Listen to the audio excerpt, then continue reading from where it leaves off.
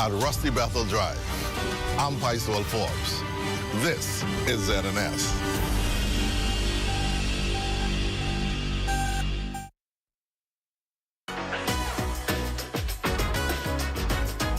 It's What's Trending with Jimenita Swain and the Bahama Beauty at the Broadcasting Corporation of the Bahamas from Studio A. It all starts right now.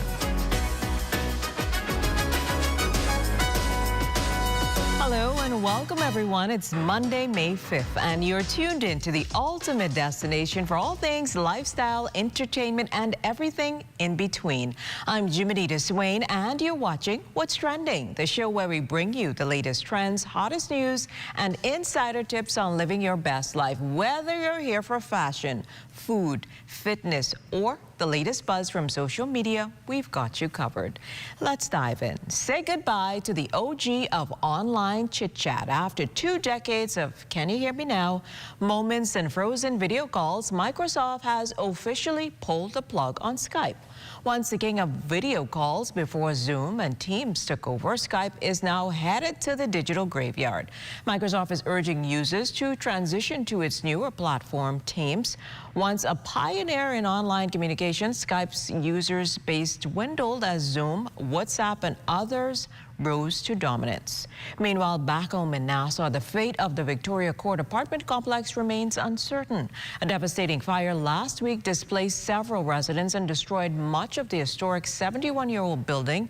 Don Cornish, director of the Antiquities, Monuments and Museums Corporation, stated that the building will undergo a thorough assessment before any decisions are made. The community watches closely, hoping for a resolution that honors both history and the needs of residents. Spritz, sachet, and say hello to Chanel No. 5 Day. Today marks the Coco Chanel debuted her timeless scent, challenging perfumers to create a fragrance that smelled like a woman, not a rose. The result, a bold blend of jasmine, sandalwood, and aldehydes that became the first modern perfume. Chanel's lucky No. 5 was no accident. It was her favorite number, and she launched the fragrance on the 5th day of the 5th month. Since then, Chanel No. 5 has graced the vanity tables of style icons like Marilyn Monroe and Catherine Deneuve. Coming up, we're putting pen to paper with a young writer who made a national waves in a letter writing competition. Then we're diving into the real story behind Cinco de Mayo. Spoiler alert, it's more battle cry than burrito. And what's the buzz? We're checking out what's been trending, our social media segment that's got everyone talking. Stick around, you won't want to miss this.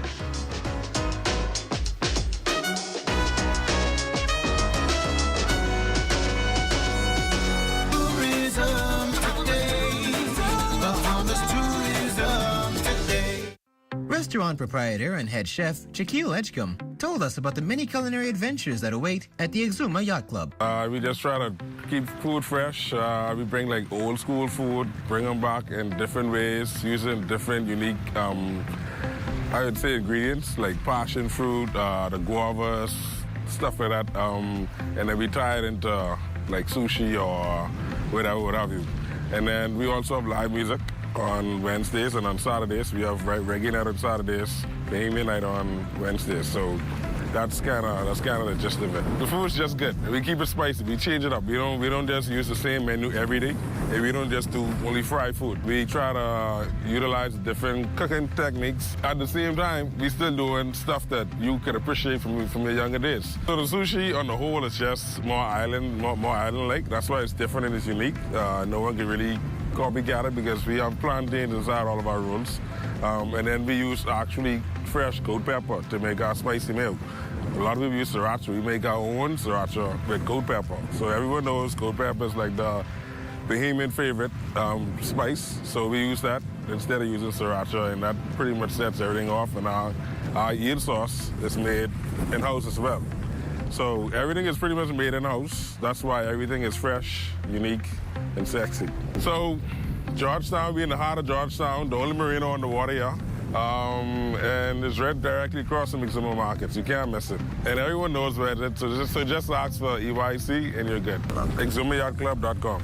You can find the menu, you can find everything now. For more tourism updates, visit Tourism Today or Bahamas.com. I'm Michael Miller, and this is Tourism Today.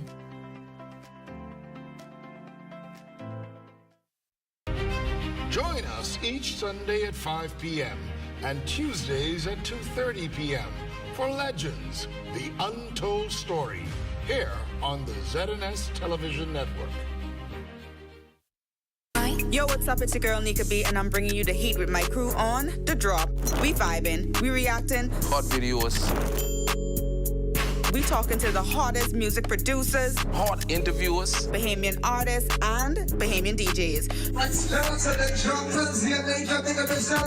Trust me, y'all ain't never want to miss this energy on The Drop. This your boy Shine 242, and if you want exclusive interviews, hot videos, hot music, then tune into The Drop, man. It's only right here on The Drop, exclusively on ZNS. Let's go, man. Planning the execution of a newscast is serious business. From the assignment to the concept of the story, everything has to be precise, on point, always. The Bahamas Tonight, the National Report, is your trusted news service. We get it right the first time. Our preparation for you each night is done with care, knowing that our voices will reach you on 700 islands and keys with unquestionable accuracy. It gives me great pleasure each night to say, Welcome to the Bahamas Tonight, the National Report. I'm your national anchor, Mukesh Lapinder.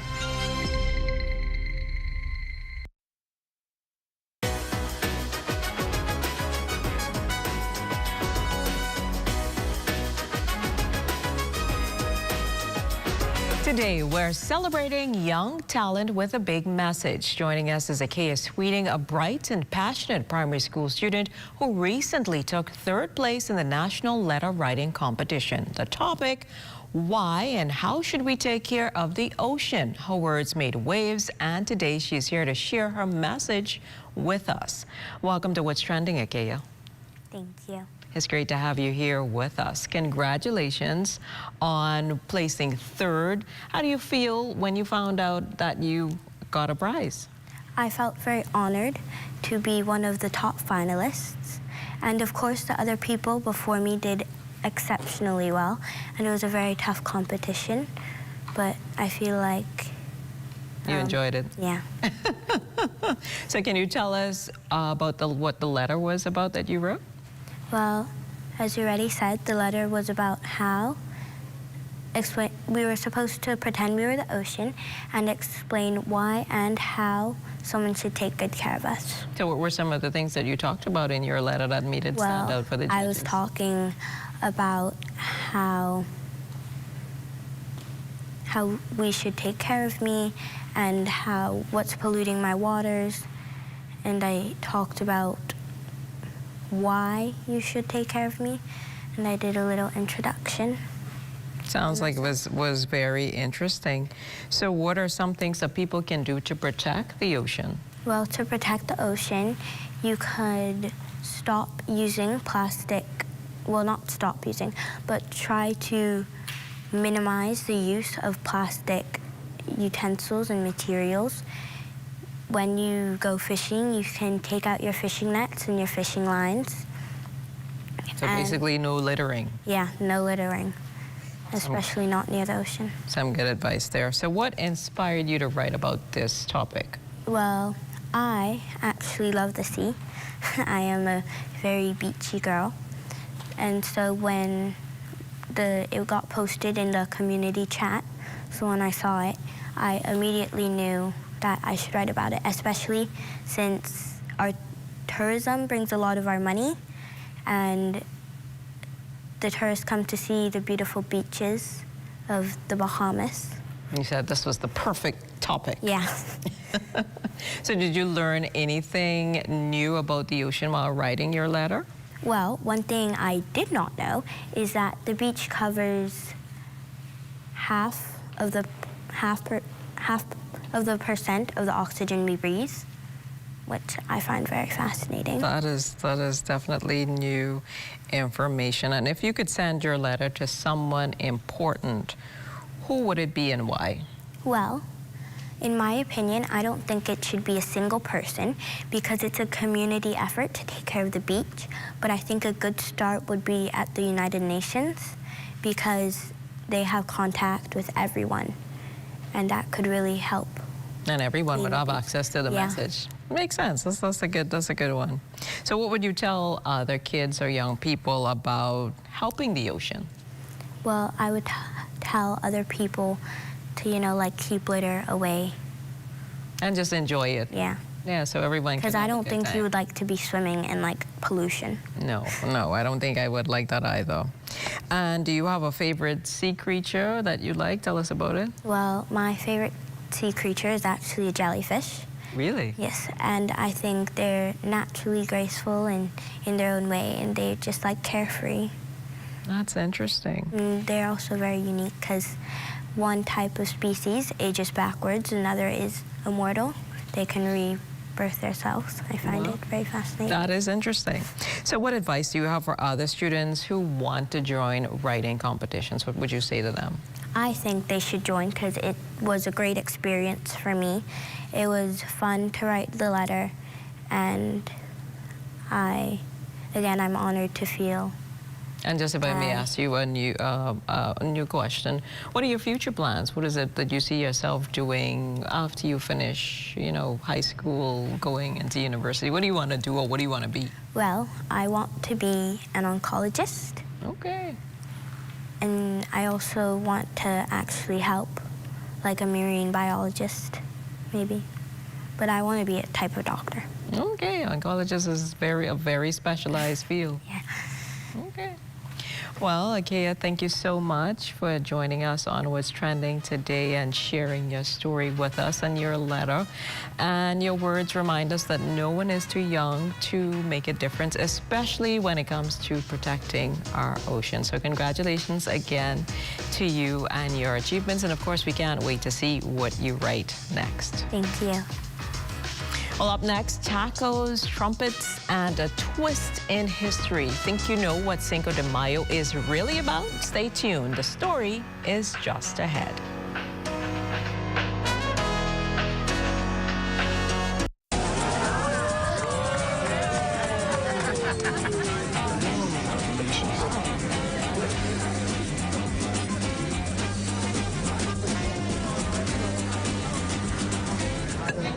Diet-friendly special.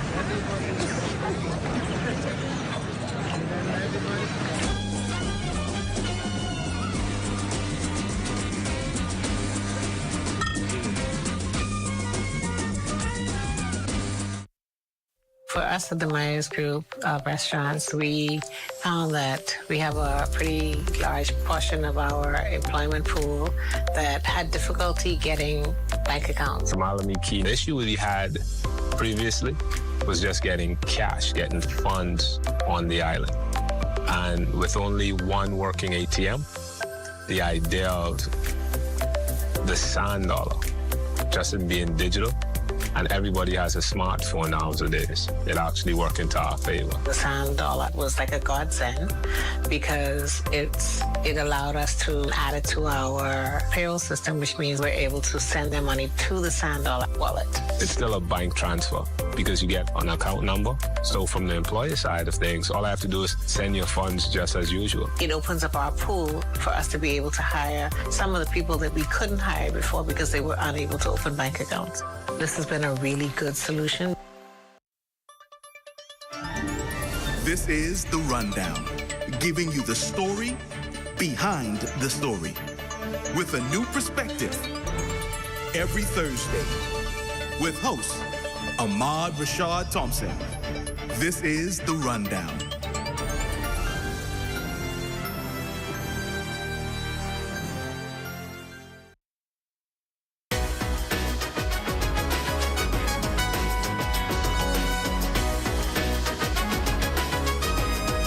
Today, we're focused on Cinco de Mayo. Yes, today where everyone suddenly loves tacos and maracas, but surprise, Cinco de Mayo is not Mexico's Independence Day. That actually happened on September 16th, 1810. To uncover the truth, we'll have to go back to 1862, Pueblo, Mexico. In a dusty field, Mexican General Ignacio Zaragoza pulled off a miracle against the mighty French army. General Zaragoza had fewer soldiers, less equipment, and the French, well, they had fancy hats, but he had something stronger: numbers, courage, determination, and home turf advantage. And those are the ingredients of a victorious cocktail. On May 5th, 1862, the Mexican army defeated a larger, stronger French force in a surprise victory that shocked the world, all in one day. And that is why Cinco de Mayo is celebrated. While it isn't a huge holiday in most of Mexico, it's become a major celebration of Mexican culture around the world, especially right here in the Bahamas. So enjoy the tacos, enjoy the music, enjoy the tequila, but also give a shout out to General Zaragoza and the people of Puebla. Feliz Cinco de Mayo. What's trending, what's viral, and what's got everyone talking? Find out in What's the Buzz, your scroll-worthy scoop coming up. If you would like to be a part of What's Trending, DM us on Instagram at What's Trending on ZNS.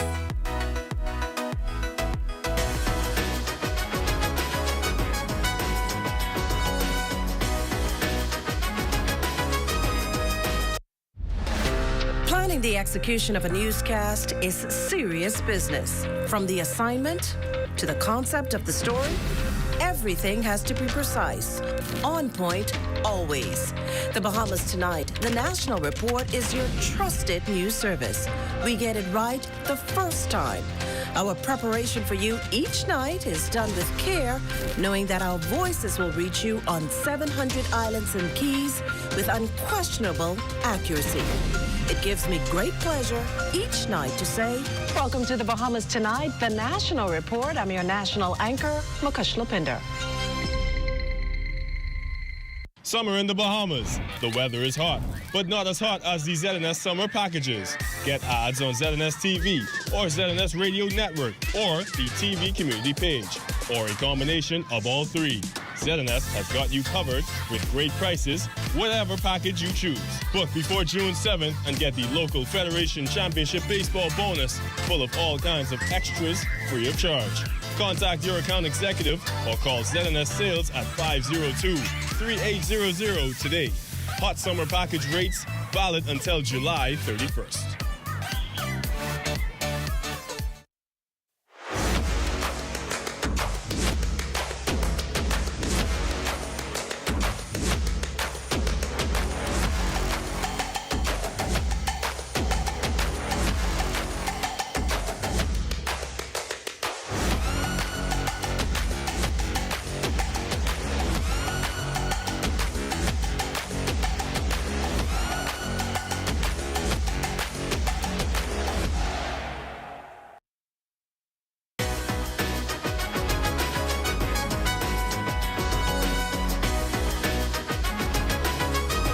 Time to scroll, like, and double tap with our What's the Buzz segment.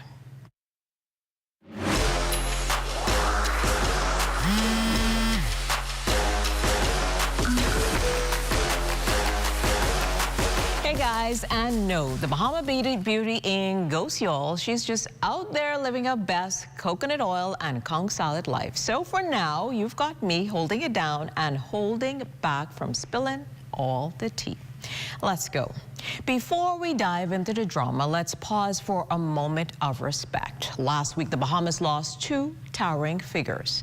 Rodney Monker, bold, unapologetic, and impossible to ignore. A man who said what many were thinking, and even more that nobody dared say. Like him or not, you felt his presence. And the Honorable J. Henry Bostwick Sr., the longest-serving president of the Senate, a pillar of Bahamian politics and statesmanship. His work helped shape the democracy we enjoy today. Two very different men, both unforgettable. May they rest in power.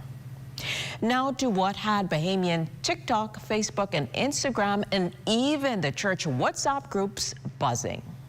First of all, Facebook. Lord, our creatives have been fighting like they're competing for best performance on bait.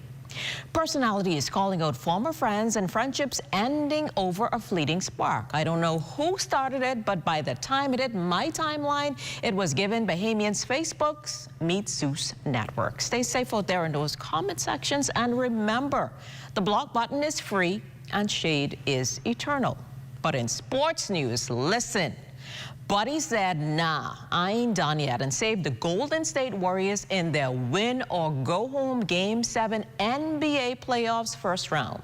The buzzer beater, ice cold. The defense locked down. Buddy, a whole national treasure. Now, Steve Kerr, meet Buddy, the savior of your NBA season.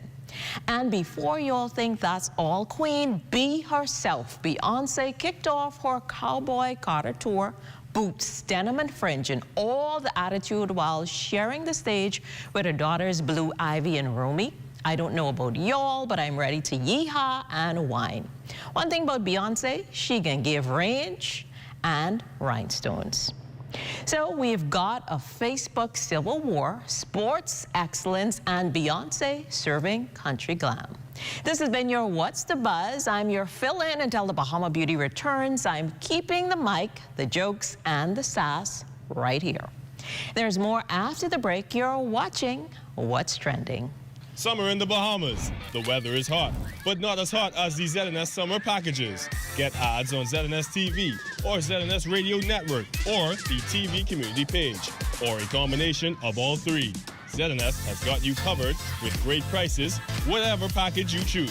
Book before June 7th and get the local Federation Championship Baseball bonus full of all kinds of extras free of charge. Contact your account executive or call ZNS Sales at 502-3800 today. Hot summer package rates valid until July 31st.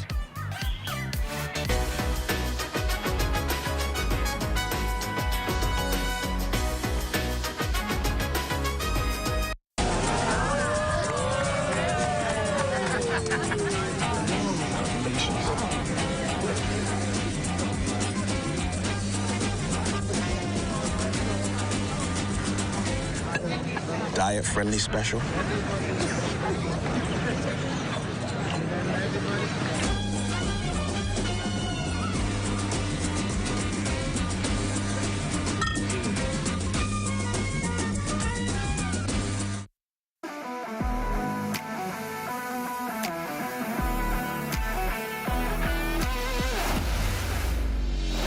Bahamas Striping Group of Companies, we have been in Exuma now for the past 4 years, carrying out our paving program. A part of our company's philosophy is producing work to international standards. So when you look at our paving division, we have a state-of-the-art lab to do all of our testing in-house, as well as a state-of-the-art asphalt plant with a trained technician carrying out the work on that site. The overarching goal of our company is to produce the work that we're doing in the entire Bahamas to international standards. We also make a difference by the training of our staff. We have a very intensive training program going on to where we are teaching young men how to learn the art of striping. Being a young man myself, I've made mistakes in the past. I was given a second chance to better my life, and it's only fitting that we pass it along. What's important for us is giving them a second chance for them to get a skill and a career that can take them further in life.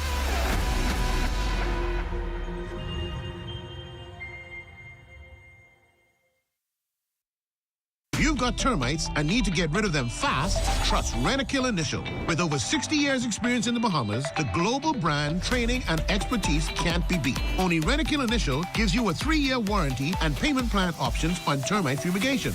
No one can match the range of treatments we offer, such as fumigation, pre-construction treatments, termite monitoring, and more. No matter where you are in the Bahamas, we will come to you. When it comes to complete termite eradication, there's only one name, Rentokil Initial. Breast cancer is the leading cause of cancer deaths in the Bahamas and in Bahamian women. At present, we are unable to prevent breast cancer, but performing screening mammograms can detect breast cancer at its earliest when there are no symptoms and when it is more likely to be treated successfully. All women should have a primary health care provider who is aware of their medical history, family history, and risk factors. Women 40 to 45 years can choose whether to start screening in consultation with their physician. All women 45 to 54 years should have an annual mammogram. Women older than 55 years can have a yearly mammogram or choose to have one every 2 years. Monthly breast self-exams in conjunction with the mammogram can increase the odds of early detection. Be proactive about your health.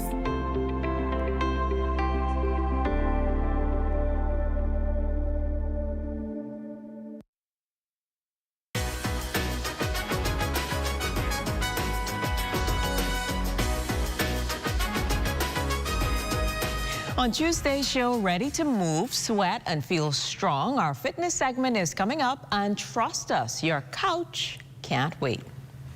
And that's how we wrap up another trending day. Thanks for hanging out with us here on What's Trending. Remember, the conversation never stops. Catch up with us on Instagram at What's Trending on ZNS. Share your thoughts and let us know what you think should be trending next. We'll be back tomorrow at 6 p.m. with more headlines, highlight, and heat. Until then, stay curious and most of all, stay connected. Happy Cinco de Mayo, and remember, drink responsibly. See you later.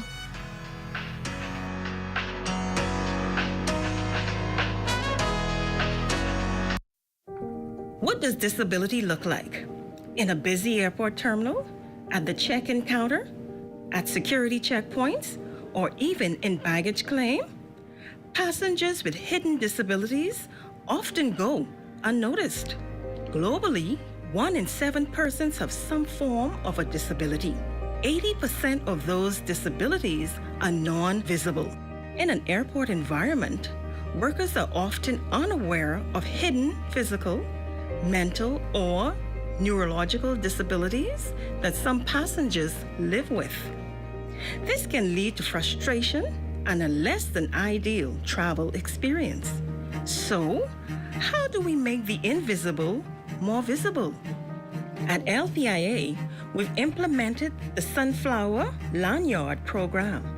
The lanyards are visual cues for airport workers to immediately identify passengers who might need additional assistance. NAD is teaming up with the National Commission for Persons with Disabilities and key stakeholders at LPIA to launch the internationally recognized initiative.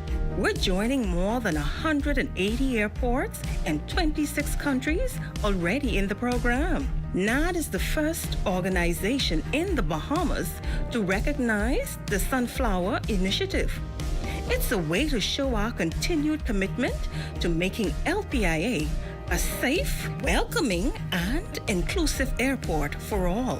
Passengers needing to secure a free Sunflower lanyard can email sunflower@nas.bs or call 1242-397-8600. For more information, visit www.nassauLPIA.com.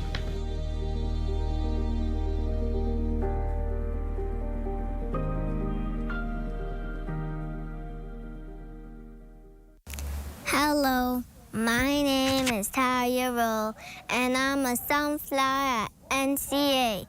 We learn and do fun activities. Come along and join us. Become a member of one of our groups today. Sunflowers, ages 5 and 6 years. Brownies, ages 7 to 10 years. Rangers, ages 14 to 17 years. And Guiders, age 18 and older. For more information, call 322-4342 or 356-5143. This public service announcement was brought to you by the Broadcasting Corporation of the Bahamas.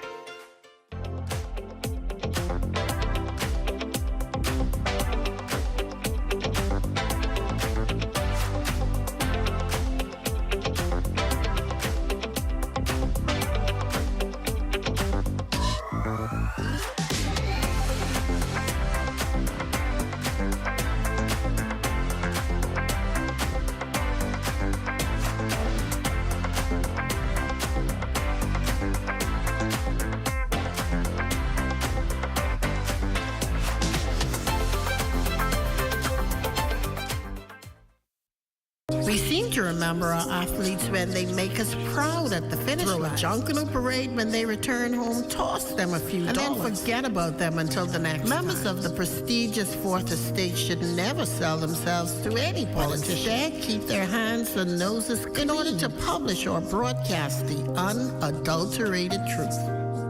Well, that's how I see it anyway.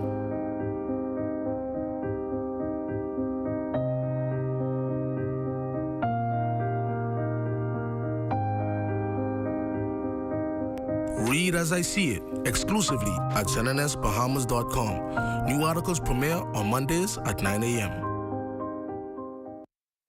At the Broadcasting Corporation of the Bahamas, I'm Clint Watson, and this is ZNS.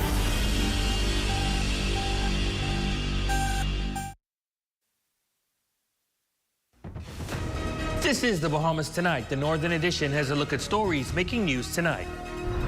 Celebration Key hosting orientation to welcome new hires. Also, the island of Abaco continues to battle fires. Our team is on the ground. And a man is behind bars, yet a warrant is issued for his arrest. Now his mother is speaking out. The Bahamas Tonight Northern Edition starts now.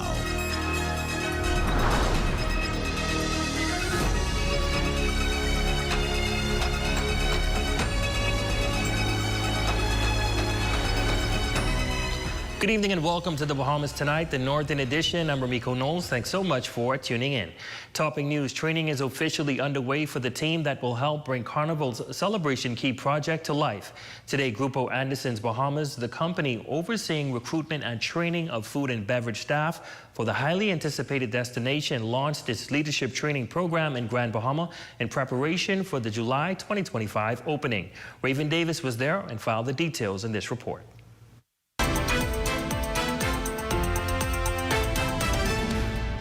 A major milestone for Carnival Celebration Key, as on Monday, Grupo Anderson's kicked off training for its first group of leaders, welcoming more than 40 senior team members to begin preparations for opening day. Everything is now going to flow and the plan is now coming into play. Chefs, floor managers, restaurant managers, and a host of other leaders convening at the Ministry of Labor and Public Service in Grand Bahama just weeks after the organization onboarded 625 Bahamians to be involved in the food and beverage department. So we pretty much went through what Grupo Anderson's is, all of the brands that fall under our umbrella, our vision, our mission, our core values, what our service standards are going to look like, and the way forward for all of the venues up at Celebration Key.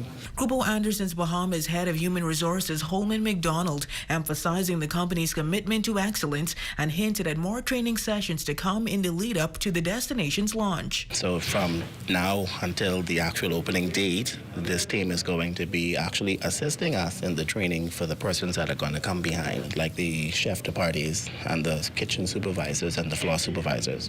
With 14 restaurants set to open at Celebration Key, excitement is growing. For kitchen manager Jasmine Roxbury, a seasoned restaurateur, the energy is already building. It was a big deal for me to be selected and be selected directly from the executive chef himself. I worked very hard in my career, 15 years as a chef, so I take this opportunity with pride. Capping off a productive first day, Savion Bethel, restaurant floor manager, and Cooley Wilson, procurement manager at Grupo Anderson, say they're especially eager to help deliver on the company's high standards. For me as a young professional, there's so much room for growth in this company. This is a massive company with over 15 brands worldwide, and so I'm just grateful for the opportunity and I'm excited about the potential for future. I came with the mindset to add my skill set to this company and the excellent service that I would give.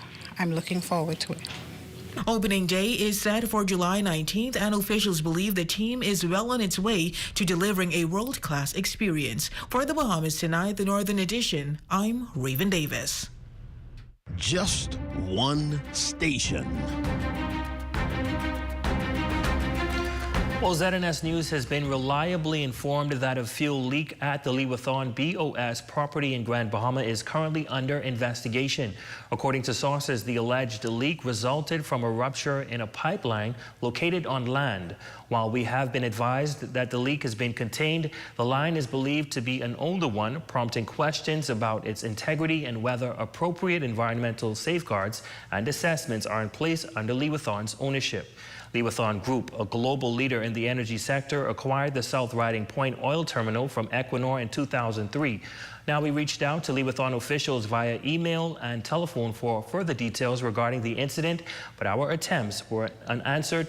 ZNS News also contacted the Ministry of Environment, which is reportedly investigating the matter. However, our calls to the ministry were also not returned. This is a story that we will continue to follow.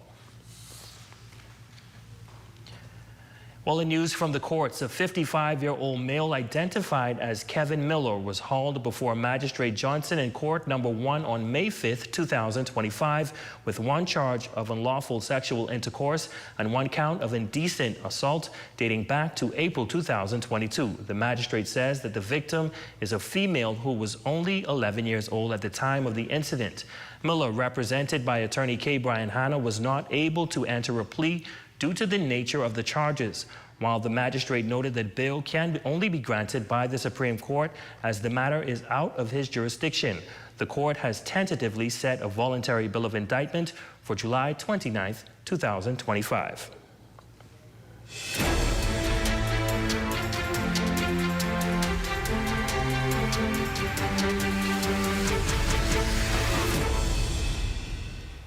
Multiple fires that raged in Abaco for days have now been contained after posing a threat to homes and businesses on that island. This, according to Superintendent of Police Stephen Roll, as the fire inched nearer to Marsh Harbor. One of the communities under threat was Sweetings Village, while Cable Bahamas also became under threat after a building at the back of the property went up in flames. Water planes arrived on the island on Sunday, also assisting in battling the blaze. We were assisted by 12 firefighters, 8 from the Providence, and 4 from Grand Bahama. We want to say thanks also to the island administrator, Mr. Pinder, who assisted with support. We had a water plane that came over and assisted greatly last night and into the wee hours of the morning, causing the fire not to be under control. The fire now is still being monitored, and they're still on the ground assessing, and areas that they see affected, they'll be back to those areas trying to extinguish the fire if it arises again. Rose says Marsh Harbor proper is currently being impacted, while blazes in South Abaco have been contained, but thankfully no injuries have been reported. Initially, there were some wind factors that played a role inside this fire being spread widely.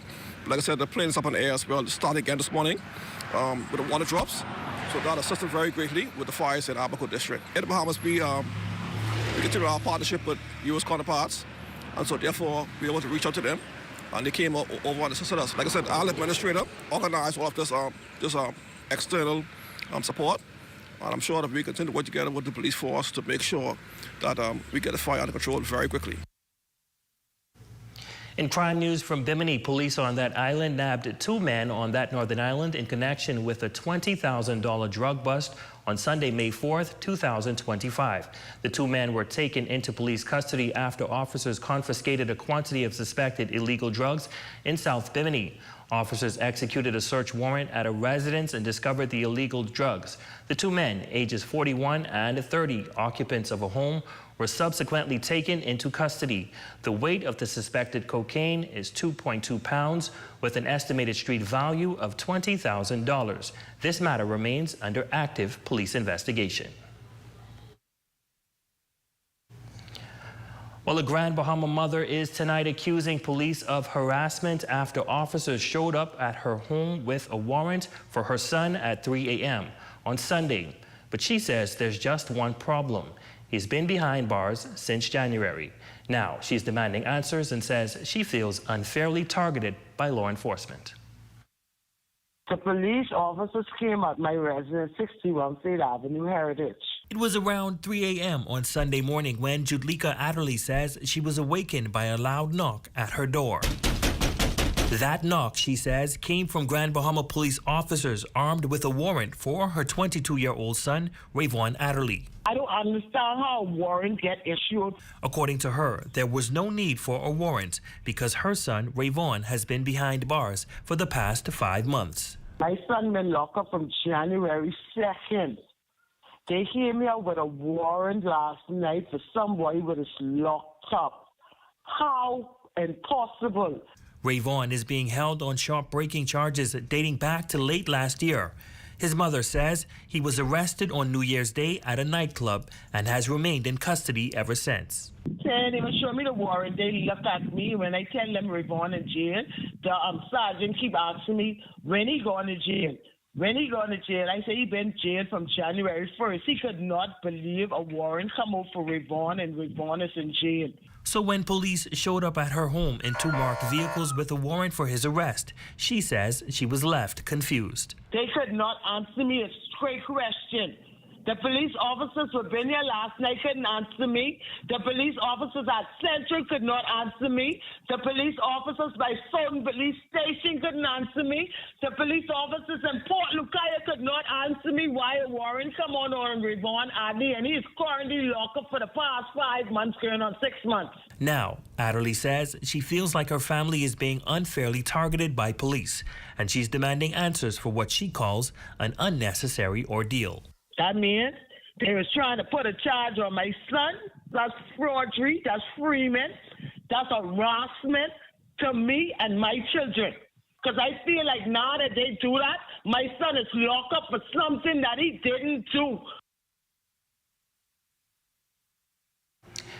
Going back to Abaco fires, our Jolanda Thompson Everest arriving on the island moments ago. She speaks with a business owner who was impacted by those fires. Jolanda Thompson joins us live now from Abaco.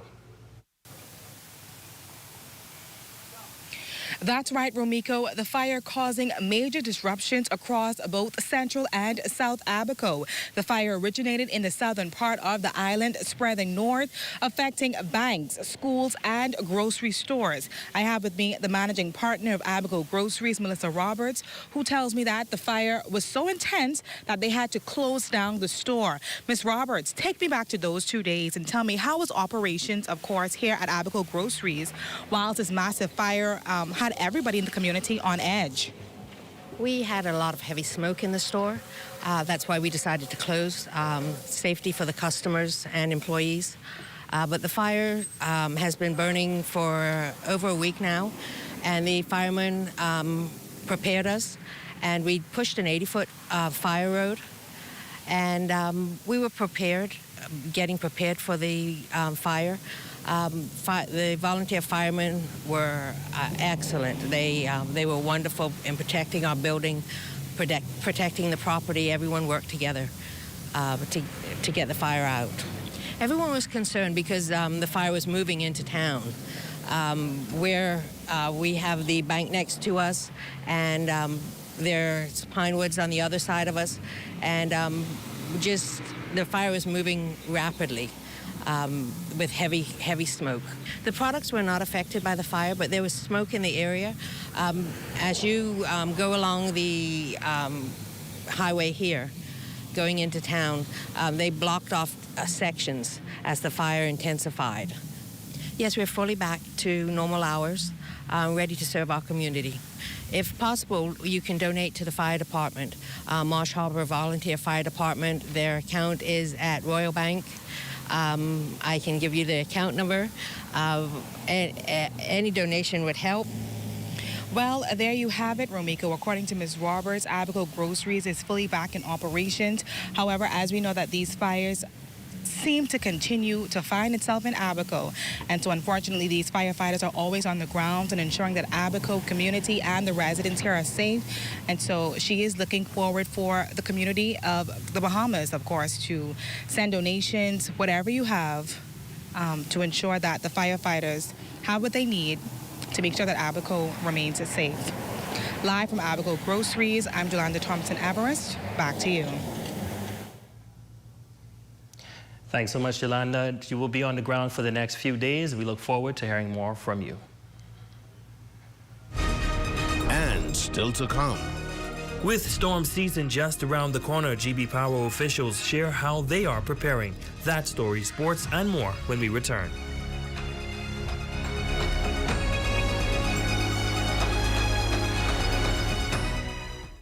Hear that? If you listen closely, you can hear the heartbeat of a nation.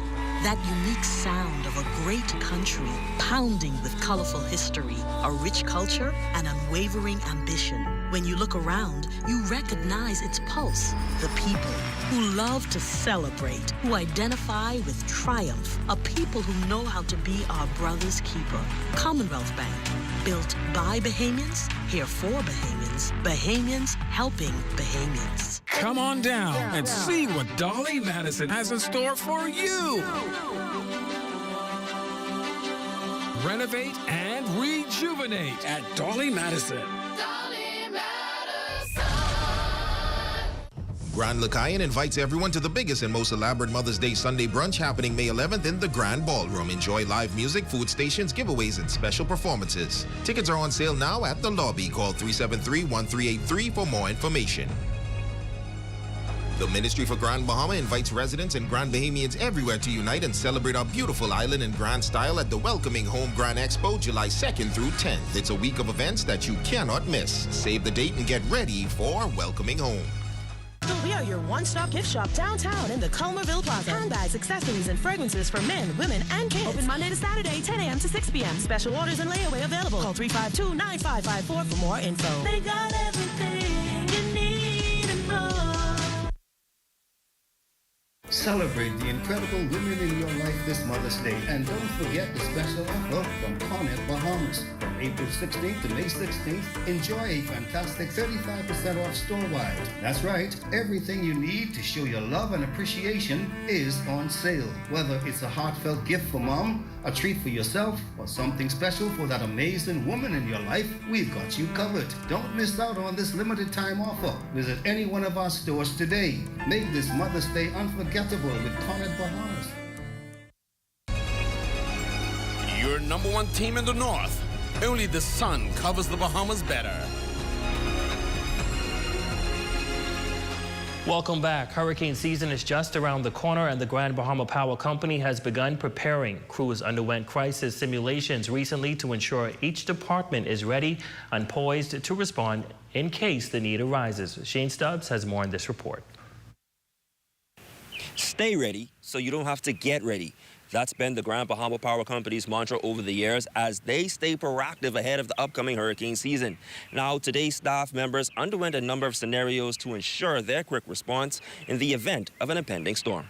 When we conduct these scenarios, we give each of our colleagues opportunities to experience decision-making, being strategic, how do we execute it, and who are our stakeholders who can support us in the operation. Teamwork makes the dream work, as each department in the GBPC play important roles when it comes to storm readiness, according to Emergency Operations Command Lead Brittany Pratt. Every year, our challenges may change, whether it's a supply chain concern, whether it's the amount of storms we should expect, and so we want to be prepared. We take away lessons learned from previous storms, take away some action items, and put them right back into our play. The crew showed poise and readiness throughout the simulations, leaving the command lead confident that they are ahead of schedule when it comes to preparedness. I would give them excellent. The reason I give them excellent is because they always show giving their best. We had a room full of support and we were able to still continue our day-to-day operation.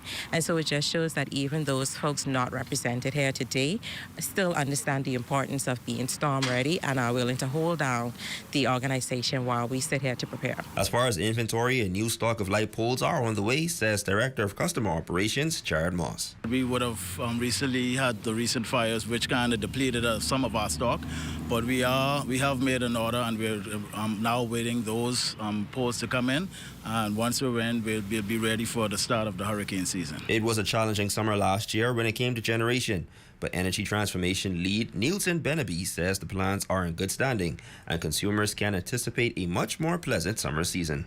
As it stands today, at the Energy Center, we're doing all of our preventative maintenance just so that we can ensure that our fleet is available and ready for storm season. We're doing the last bit of maintenance to lead us into summer. We also have additional supplemental generation on island ready to take us through to meet the summer demand, as well as on standby if we need it if a storm comes. Now hurricane season begins June 1st to November 30th. For the Bahamas Tonight, the Northern Edition, I'm Shane Stubbs. Thanks, Shane. It's now time for your Health is Wealth Monday tip.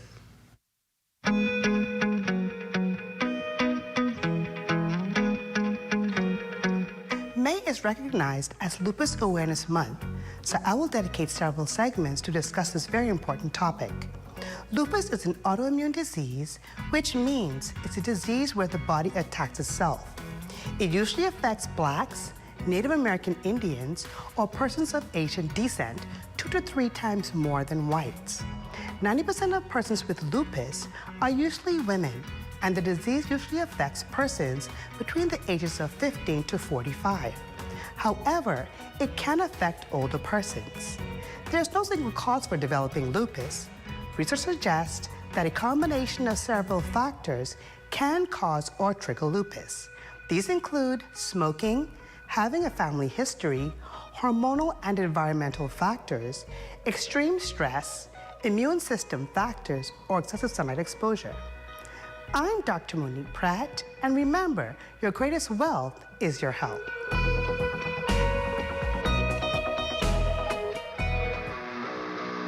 And that's a look at stories making news. Jay, big night for Buddy Hield last night. I was about to say, all eyes were on Buddy Hield last night. A major Game 7 performance. Have all those highlights in sports from Rico. All right, that's coming your way next, but first to check on the local weather forecast. Tonight's weather forecast is brought to you by Royal Star Assurance. 'Cause it's so beautiful.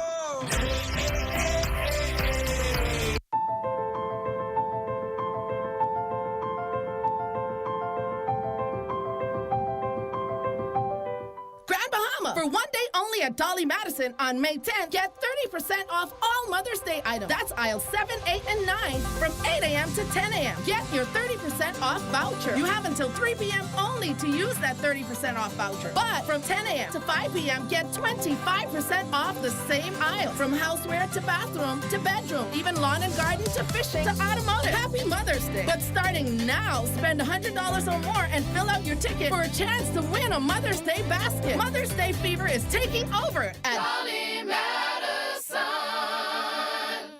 Here at Island Bedding, we provide Bahamians a local option for factory direct quality sleep products. We have also expanded to include a range of furniture and home accessories. Check out our new living room pieces, including sectional, TV stands, accent tables, and more. Come on down to Island Bedding and feast your eyes on prices you have to see to believe. Located at number 5 Queens Highway, across from Caribbean Veterinarian. Calling all singers, musicians, songwriters, and music producers from Grand Bahama. The Ministry for Grand Bahama invites you to enter the Welcoming Home Grand Expo Song Competition. Win $5,000 for first, $3,000 for second, and $2,000 for third. Go to ministryforgb.com for competition eligibility and guidelines. Looking for unbeatable tech deals? Foresight IT Professionals has desktops from $298, laptops from $238, POS and CCTV systems from $298, tablets from $148, and more. Call 602-0946 or visit number 11 4-Way Co-op Plaza today. Guys, Little Bakery presents Cake and Sale, the Mother's Day edition, Sunday, May 11th at the Oleander Room, Freeport Harbor, from 2 p.m. to 5 p.m. Decorate a vintage-style cake while snacking on bite-sized brunch favorites. Your package will include a cake, decorating supply, brunch bite, unlimited drinks while decorating and sipping. Enjoy music by Sweet Mouth. Want surprises and surprising? Gotta be 15 years or older. Limited seats available. Phone 441-9944. Happy Mother's Day. Tickets on sale April 12th. Here at Freeport Decorators, we have hundreds of products for you to choose from. Whether you're in the market for trophies, plaques, rubber stamps, corporate signs, any kind of interior signage, stamps, or seals, we're your one-stop shop. We feature glass, acrylic, crystal awards for every occasion. We build all the trophies here on site. Looking for a gift item? We feature pens, key rings, mugs, tumblers, barbecue tools, even bamboo cutting boards. Have something already? Bring it on down. Let us see if we can print that special something on it for you. Need a headstone? Memorialize the memory of your loved one with a beautifully lasered granite marker. Our store hours are Monday to Friday, 9 to 5. We focus on customization. So if you have an idea or a new concept, bring it on down or call us at 352-5557 or even WhatsApp your idea to us at 646-0777 and we will do our best to make your awards and recognition ideas a reality.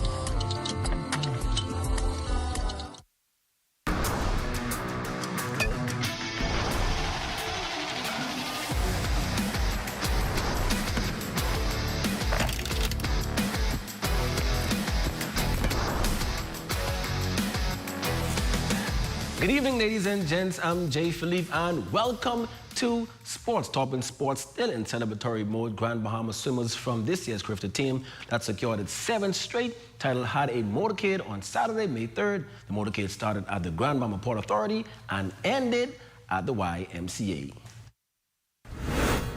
Today is just a continuation of the celebration. Many thought that we couldn't pull off the 7-peat. But the kids went there, they executed, and they brought home the victory. It means a lot to our team and to the youngest one who looking at what happened right there in the program. What I was just told is some 40% of the youngsters competing in the Caribbean are coming out of Grand Bahama.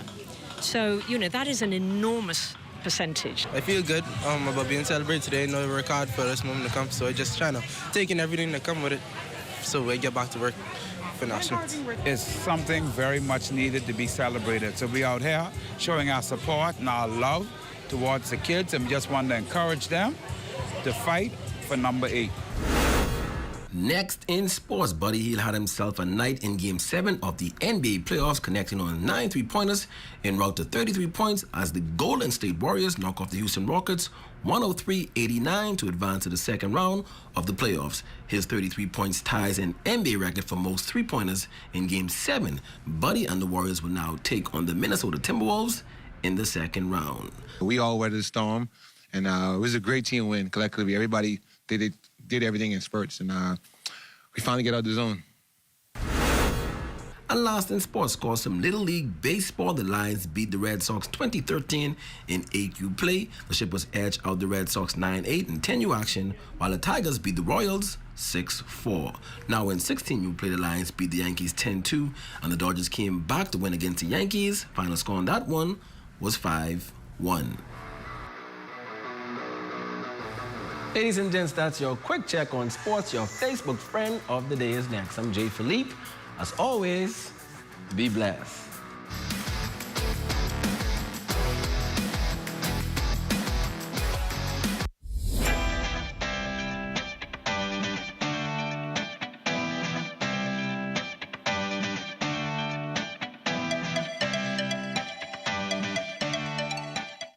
While others see customers as numbers, we see our customers as people, neighbors, friends who deserve more than one-sided connections. That's why we are redefining what real connection is by prioritizing our customers and showing our appreciation by putting our money where your loyalty is. BTC customers, claim your $200 Bahamas Air gift card when you add postpaid mobile to your internet plan. That's loyalty that flows both ways. Hi, I'm Melissa, and I'm a survey enumerator with the Bahamas National Statistical Institute, or BNSI. For the next few months, we will be conducting the Household Expenditure Survey on various islands. You might be wondering, why is this survey important?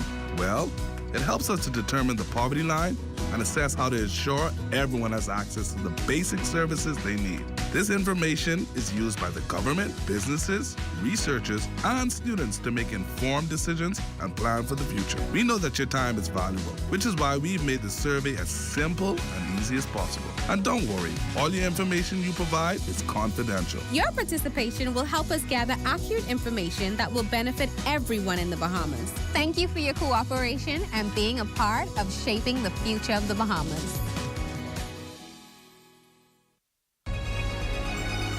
your number one team in the North. Only the sun covers the Bahamas better.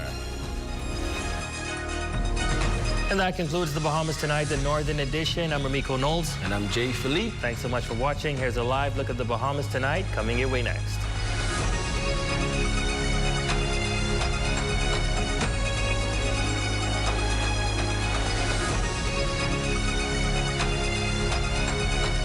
ZNS News is brought to you by the new BTC. Fiber is here. Faster, stronger, more reliable. Together, we are unstoppable. Switch today. Coming up in the Bahamas tonight, a case of deja vu for firefighters who, along with residents, sprung into action to contain yet another blaze here in the capital. Also, the impact of a global trade war. Tourism officials share what, if any, has so far been the blow to the lucrative tourism sector. And police hone their people skills in hopes of building safer, stronger, and mutually respected communities. The Bahamas Tonight, the National Report, starts now.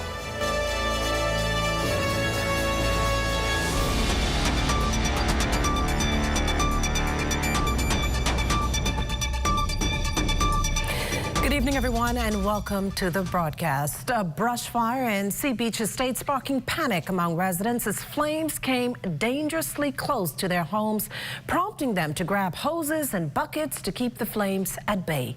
As Devontae Hanna tells us, thankfully, the blaze left minimal damage in its trail. It was a tense morning in Sea Beach Estates off West Bay Street as a small brush fire flared up just meters away from several homes. I jumped over the fence and got some hoses and started putting out the fire. As you can see, all the fencing started to get burned, the trees. I put water on the roof so that the roof wouldn't start burning.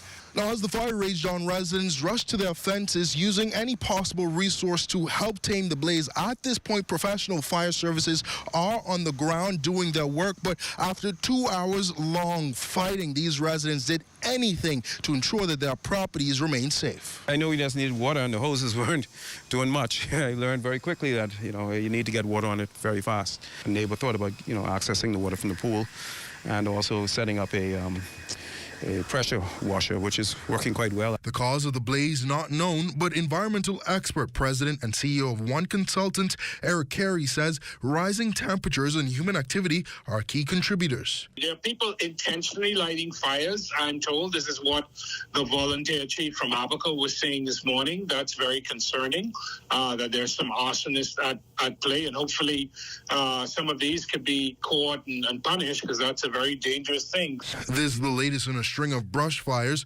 across the country in recent weeks, with firefighters and volunteers still battling a blaze in Abaco. Carey acknowledges that this is the dry season. When these fires ignite during dry periods and in dry areas, then clearly they're going to spread very quickly and grow and then be very difficult to control. There has been no reports of injury or property damage, but this close call has left many residents shaken. For the Bahamas Tonight, I'm Devontae Hanna. Well, thanks, Devontae. Now, on the other side of town, the dust settling following that massive Thursday fire downtown that now raises the question of preserving what's left of an historical structure. Lloyd Allen has more. Of Thursday's roaring fire that got its start from a neighboring abandoned building, eventually jumping to 4 others. In the process, 7 units on the 4th and 5th floors of the Victoria Court were charred. Fire officials returning today to extinguish the remaining flames spotted near the building's burnt dormers as fears loom about the future of the multi-storied structure. According to the director of the Antiquities, Monuments and Museums Corporation, Don Cornish, the building has for some time been registered officially as a historic structure. We haven't had a chance for the team to come as yet to see exactly what has happened. Obviously, the fire truck is back here. There's been some concern about flames still today.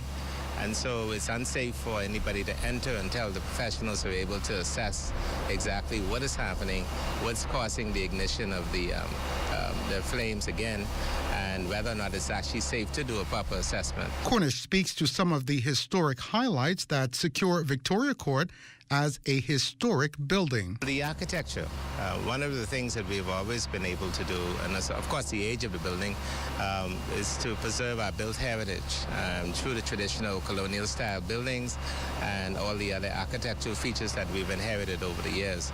And, you know, in order for them to qualify, obviously they have to be at least 50 years old. What we can confirm is that the roof of the building was made from cedar wood, and that may be a reason why this fire may continue at the top of the building. But in the meantime, officials will continue to monitor and assess developments here with the goal of preserving this historic structure. Reporting from Victoria Avenue for the Bahamas Tonight, I'm Lloyd Allen. Thanks, Lloyd. Meantime, a slow return to normalcy for traffic to some degree in the area of Victoria Avenue following last Thursday's massive fire on Bay. ZNS News spoke with a representative from Phil's Trucking, who says it may be a matter of weeks before the area is completely cleared and rebuilding efforts can begin. We arrived from like 11 o'clock that night. We came over there, fire was blazing. What happened was we brought the heavy equipment down, and they had us on standby whilst the firefighters was holding the fire. And whilst we were waiting, what they were doing is they were just spraying in one area, and they were spraying and spraying and spraying, and they managed to get the fire out. And while the cause of the blaze has not been confirmed, we are told a number of souvenir and related materials have been identified at the fire's epicenter. It's like a warehouse for the straw market vendors. So that's basically, that's it. That's all that was under the rubble. And of course we know there's some slave stone. You know, the buildings is very old, slave stones, and that's it. Over in Abaco, raging brush fires continue to grab national attention. Our Yolanda Thompson-Everest is on the ground. Yolanda, what's the latest? Our team just arrived here a few hours ago, and the destruction from the fire is evident. Many residents and businesses threatened, among them Abaco Groceries, who spoke exclusively with us on their experience.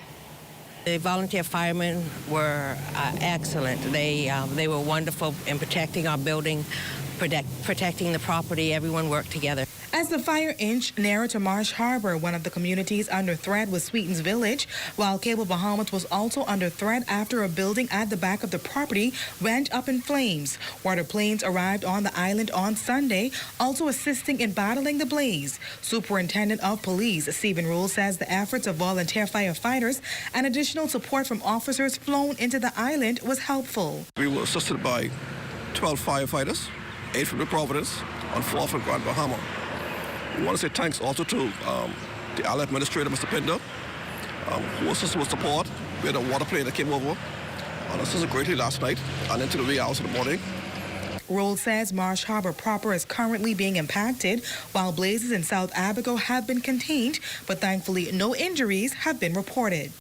Initially, there were some wind factors that played a role inside this fire being spread widely. Like I said, the plane is up in the air as well. Started again this morning with the water drops. So that assisted very greatly with the fires in Abaco District. In the Bahamas, we continue our partnership with U.S. counterparts, and so therefore we were able to reach out to them, and they came over and assisted us. Now, it is amazing when you see and hear the amount of teamwork by the residents, firefighters, and volunteers who help to save the community of Abaco. Tomorrow, we will go into the community and speak with some of these heroes on this experience.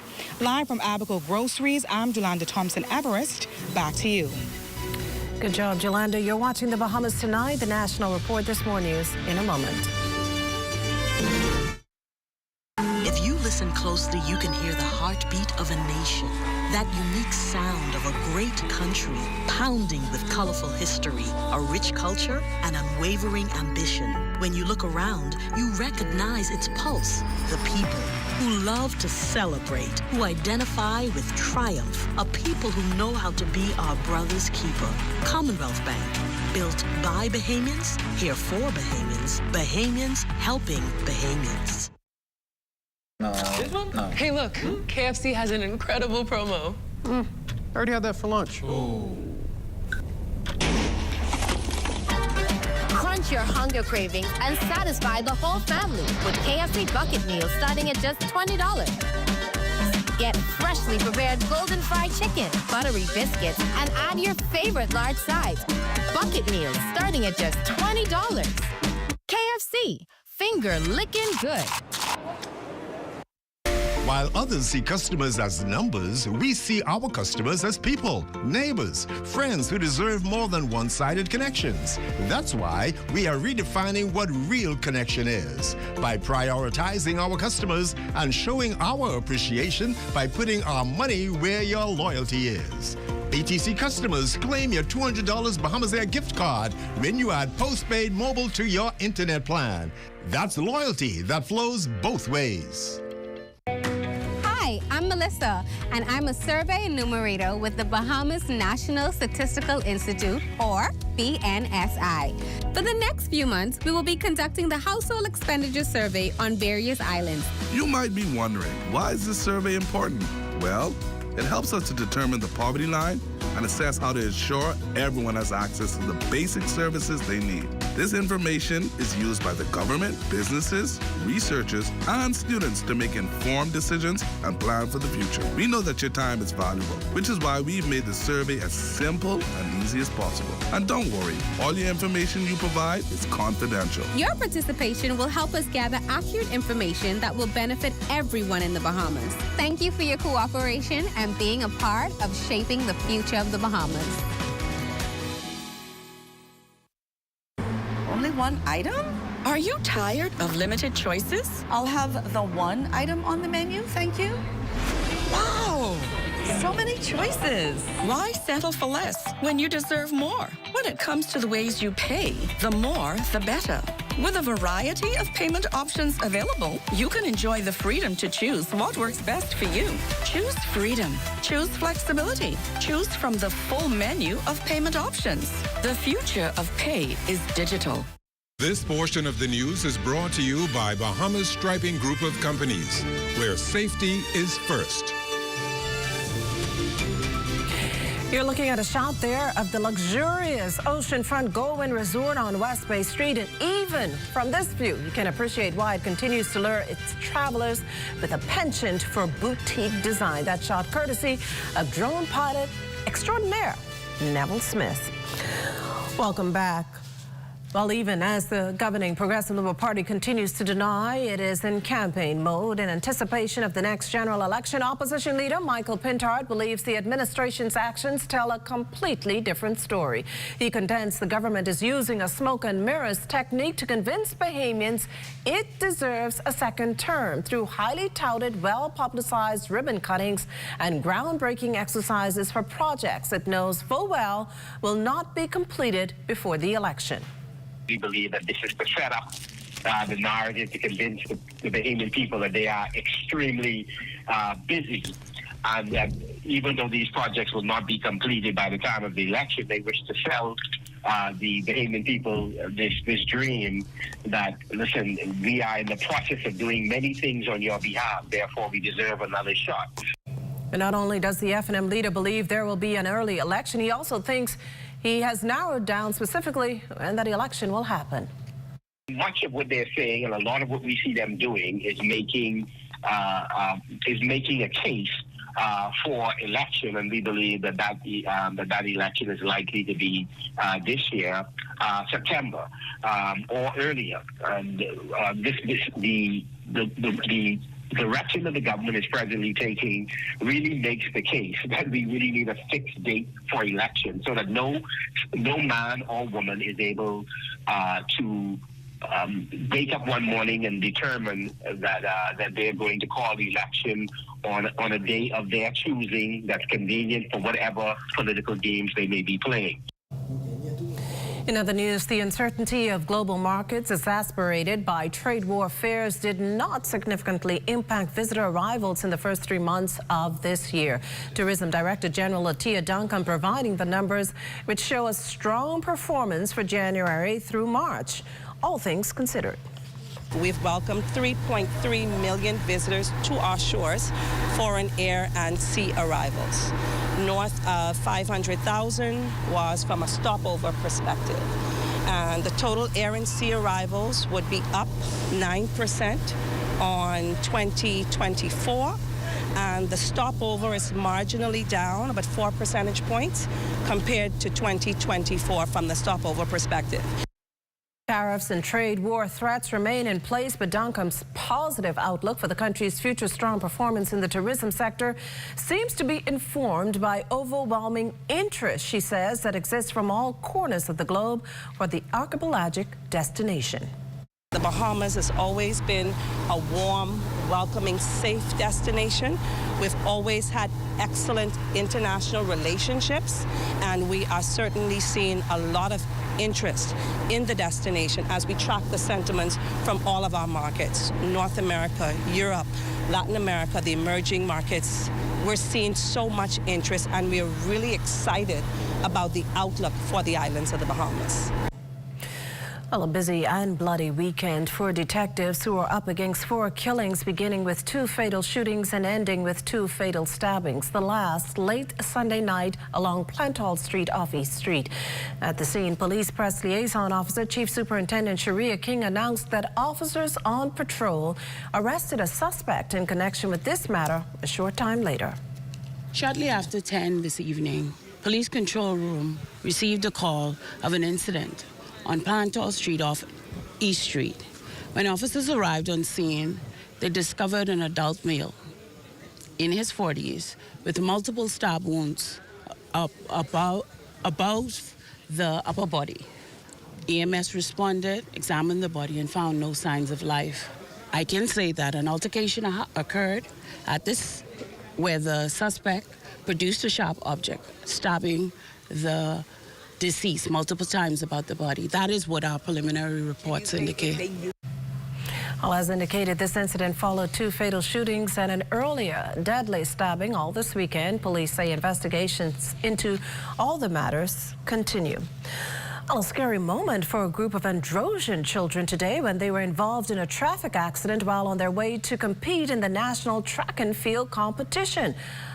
Swanson Gibson has the story. A bit of a rocky start for this week's Frank Pancho Raming Primary School Track and Field Nationals, as dozens of students and coaches from Andrew's Fresh Creek and Bowen Sound Primary Schools were involved in a traffic accident on Farrington Road. Sources say a few children were treated and tended to by paramedics, ultimately released with no serious injuries.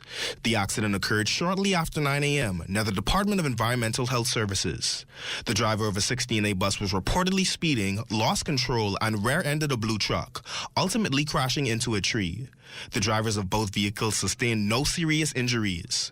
A representative from the Ministry of Youth, Sports and Culture stated all athletes and coaches are well and are ready to go for Tuesday's meet. Reporting for ZNS Network News, I'm Swanson Gibson Jr.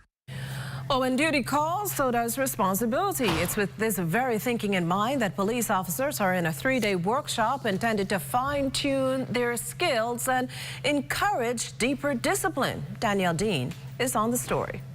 155 Royal Bahamas Police Force officers becoming better equipped to handle the court process. The group participated in a Police Court of Inquiry Tribunal workshop at the police headquarters' Paul Farquharson Conference Center Monday. The multi-day workshop under the theme Strengthening Our Service from Within, the first of its kind. So you're the Babylon books getting in my domestic affairs. I am Constable Brown, they call me Boy Blue. I have here a warrant to arrest you because you beat up your girl, make she black and blue. President of the tribunal, Chief Superintendent Rodney Williams, insists there are no shortcuts. Police are to try to the full extent of the law when they find themselves on the other side of it. As relates to officers who run afoul of the law in terms of discipline and or criminal law, we try to well, first of all, we hear the matter and we determine based on the law and also policy the best move forward in terms of resolving the matter. We don't operate outside of the law. We operate within the law and also policy, bringing it to a close. When all is said and done, one of the police's priorities, according to Williams, is fostering an even healthier bond with civilians. And the 3-day workshop, if executed correctly, will help the officers play their part in achieving this goal. We need members of the public so that we can do our jobs. And the idea is to bring order good order and guidance back to the police force, and so we can serve members of the public more meaningfully, and they can share and give us information. For ZNS Network News, I'm Danielle Dean. This portion of the news is brought to you by Folk Call Smart Pass, the smart way to pay at the pump.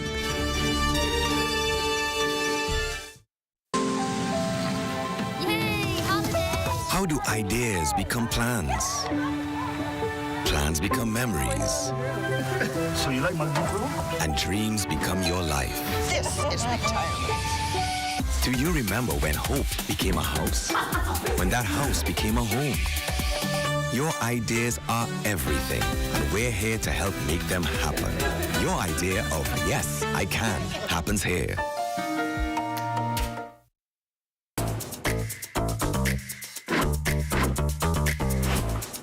What you doing, man? I'm getting ready for this heat, boy. But you want to see what's in this box? The ghost pepper chicken sandwich, boy. Get an apple pie, fries, and ghost pepper chicken wing. See it? You look at me? Four. Yeah, boy.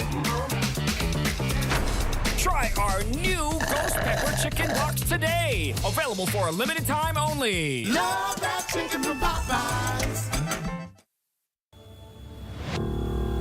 We're all in this boat together. It takes a team to do it. It doesn't take one person or 3 people, 5 people. It takes a team of people to pull this thing off. We have about 72 employees in Freeport, and the rest are in Nassau, Abel-Kona, Luthra. A total of over 165. A lot of people are not aware that Sans is brewed here in the Bahamas. It's made, it's produced here in Grand Bahama Island after Dorian, and especially during the pandemic. Every time I saw a bottle of beer, every time I saw a Sans product, it represented resilience. The only thing I can say to the Bahamian people is to support your own. All of us are in this boat together, our staff, the country, everyone. And we've been through a lot of rough patches, taken on water, bailed the water out, and now it's time to be sailing forward. And we need everyone's support to make that happen. Are you straight? Bro, I ain't getting no service. I can't make no calls. I can't post nothing on my stories. I don't get it. Wait, you on a live?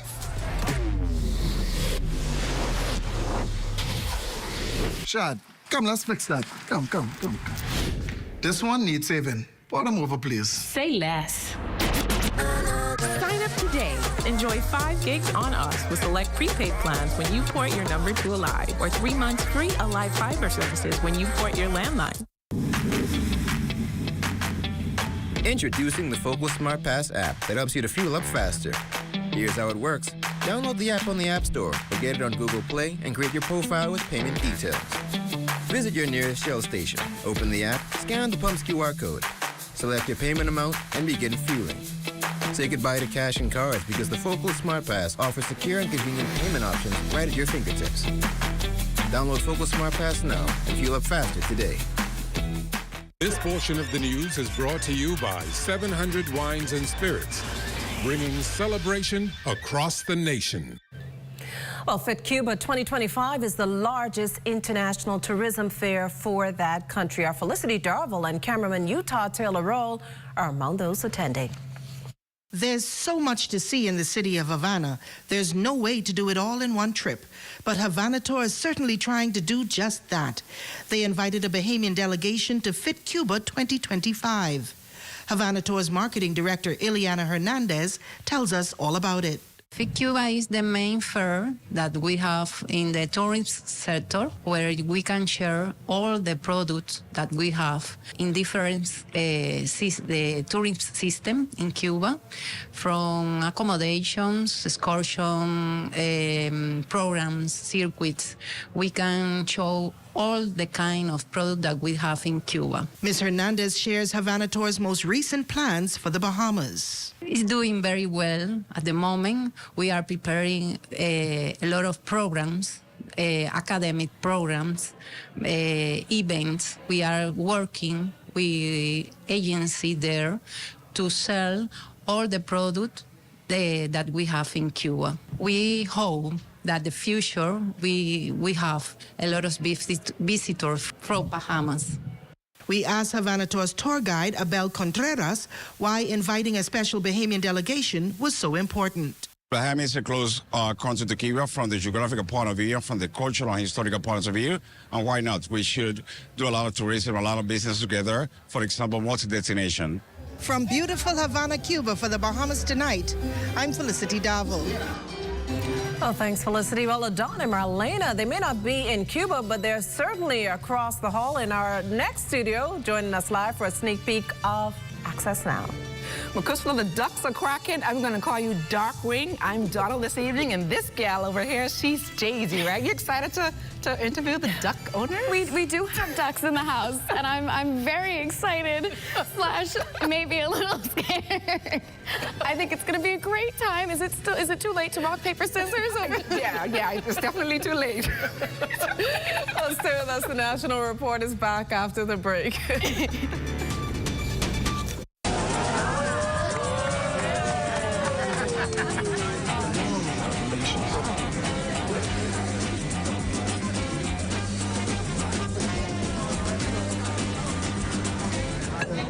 Diet-friendly special.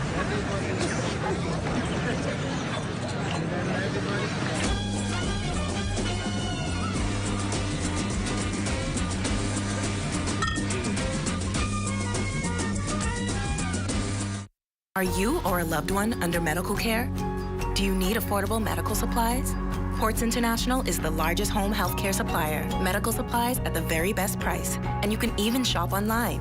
From hospital beds to wound care, wheelchairs to walkers, Ports is a one-stop shop for your medical supplies, and we accept insurance. We have online shopping and 2 locations to serve you, at the Airport Industrial Park and Shirley Street. We also ship to the Family Islands. Shop online and visit us on Facebook. Call Ports at 377-1771.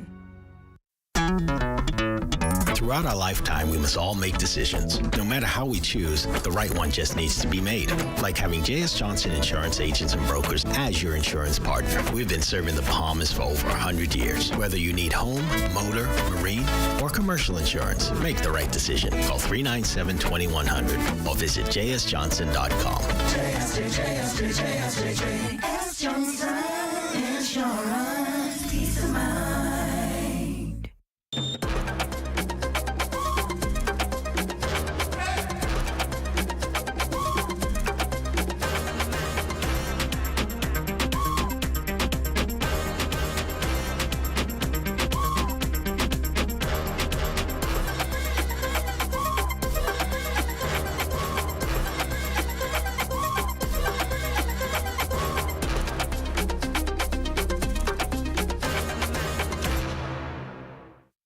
Did you know you could send a local bank transfer to a Sand Dollar wallet?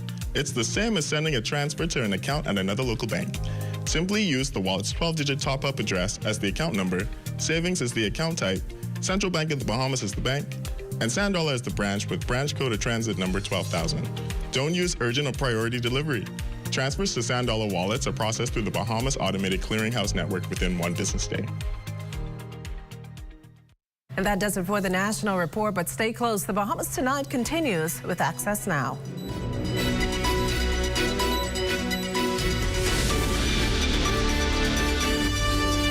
Sickness on the job is a possibility. During this time, the NIB Sickness Benefit works for you. Sickness benefit is for qualified insured persons unable to work as a result of a specified disease, physical, or mental disablement. To claim, complete the Med 1 benefit form. Section A of the form is completed by a physician only, verifying one's inability to work, citing the ICD-9 code, a description of diagnosis, and indicating the period of incapacity not exceeding 13 weeks per Med 1 form. The physician signs and dates the form and affixes an official stamp. Forms completed by physicians in another country are required to submit the doctor's or institution's card. The claimant must complete all other sections of the form. Section C is only to be completed by industrial accident claimants. The Med 4 form or employer certificate must accompany the Med 1 form. All forms must be submitted within 3 months of the date of sickness. Late claims are subject to review by the Late Claims Committee. For more information, Visit the NIB website at nib-bahamas.com.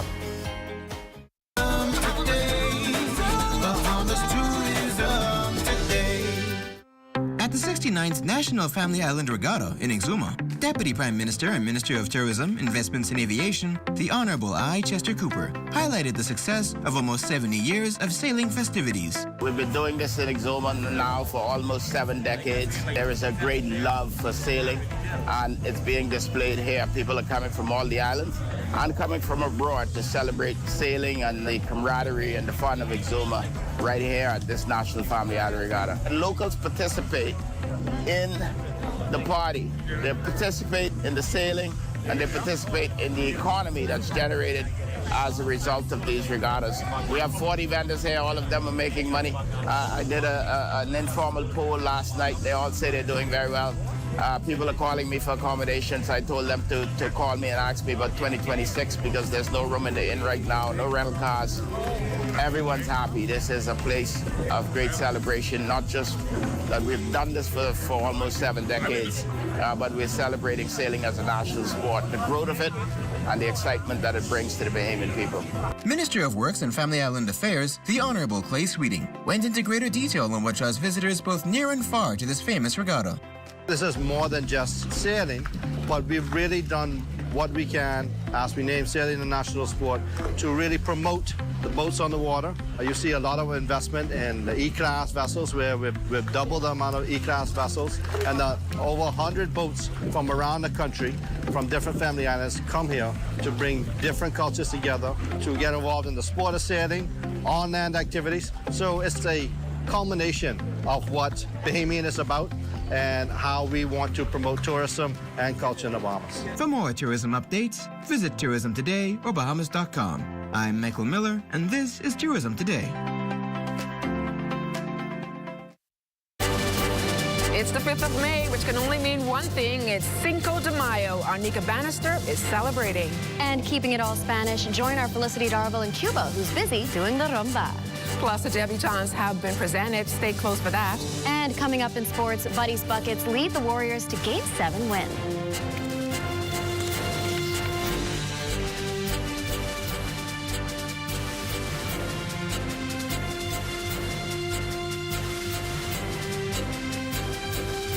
The Bahamas Tonight Access Now starts now. Good evening, everyone. I'm LaDawn Davis. And I'm Marlena Leonard. Welcome to the Bahamas Tonight Access Now. Happy Cinco de Mayo, Marlena. Happy Cinco de Mayo. And I love how cross-cultured Access Now is, because not only are we celebrating Cinco de Mayo culture, but we also are going to be dipping a little bit into Cuba's culture as well. Yes, we are. So let's dive right into the news, shall we? Today is Cinco de Mayo. Arnica Bannister is going to give you the history of this day while having a little fun at Senior Frogs. Here's a story. Cinco de Mayo is not Mexico's Independence Day, but it's still a big deal. Cinco de Mayo celebrates a surprising win over France at the Battle of Puebla on May 5th, 1862. Now outnumbered and outgunned, a smaller Mexican army managed to pull off a surprising victory, which boosted national pride. It's a bigger celebration in the U.S. than Mexico, mainly as a festive shout-out to Mexican culture with tacos, music, and good vibes all around. We spoke with Senior Frogs manager Celso Delgado as he tells us what we can expect tonight at Senior Frogs. So, Senor, more like it's a Mexican franchise. So we celebrate Cinco de Mayo because that was Mexico fight with French and Mexico win to French. That was Cinco de Mayo. We have a plan for tonight. Tonight we have a party for everybody. More Bahamian people is coming. Celebrate Cinco de Mayo with us. We make a buffet, Mexican food, real Mexican food. We make it. We make a big buffet. We have a promotion with margaritas, tequilas, and beers. It's a family. Kids, dolls, everybody come to enjoy the party, enjoy Bahamas, and have a good party. Every day we have party. Always we have a DJ entertaining. Today, and this time, we bring in one DJ from República Dominicana, so he play tonight. We have a special DJ for tonight. We play Latin music tonight. Regular, we play all kind of music. But tonight in the special, we play more Latin music, but we play all kind of music. 80s, 70s, rock and roll, hip hop, reggae, everything for everybody. Whether you're raising a glass or enjoying great food, great tacos, tequilas, or quesadillas, Cinco de Mayo is all about culture, community, vibes, and unexpected wins. For the Bahamas Tonight, I'm Arnika Bannister. Thanks, Arnika. Well, the feeling that visitors get when they come to Cuba has produced famous sayings like catch the feeling and rumba. Our Felicity Darville can attest to that after a night filled with entertainment and fun in our neighbor from the south, Cuba. For 2025, Fit Cuba's special invited country is China. And these professional dancers have collaborated to bring this beautiful theme to life.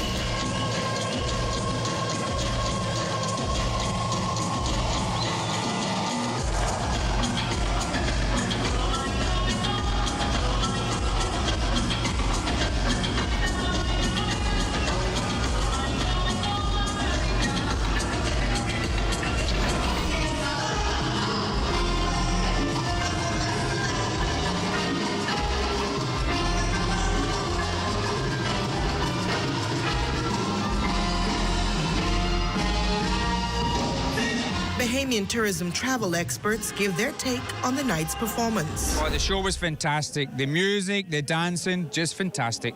These people got culture, music, and everything. Presentation, food. They give us the experience of our lifetime. They make us feel like we are part of this tourism thing. And we're supposed to be the best in the world. So come back, Bahamas. Make it better. It was excellent, and I truly enjoyed it very much, like all of our trip. It's great.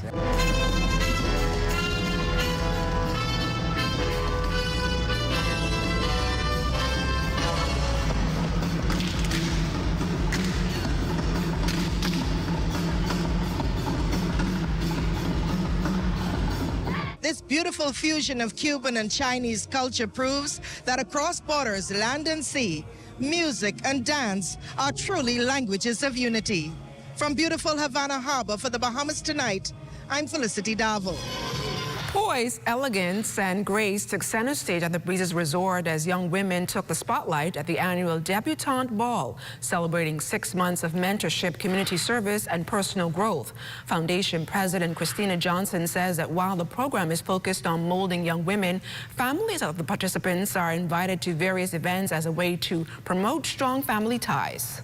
The parents are excited. The fathers are excited. We have a whole heap of fathers here who are just crazy about their daughters. That's one thing about the Debutante Foundation. We try to make sure it's a family-based program where we have events for the mothers and daughters, then an event for the fathers and daughters, and then we have an event for the families, which is the ball. And so here where we just finalize everything and just introduce the girls to society. Keynote speaker, spouse of the Deputy Prime Minister, Mrs. Cecilia Cooper, encouraged all of the young ladies to hold steadfast in their values as they navigate early womanhood. You were raised on principles, respect, discipline, compassion, courage, faith, and those principles are not old-fashioned. They are timeless. You are your own strength. And they are what will set you apart in a world that often forgets how powerful a woman of character truly is. And still to come, farmer Kiarj McKenzie is coming up, and he might be ducking us tonight, so keep it locked.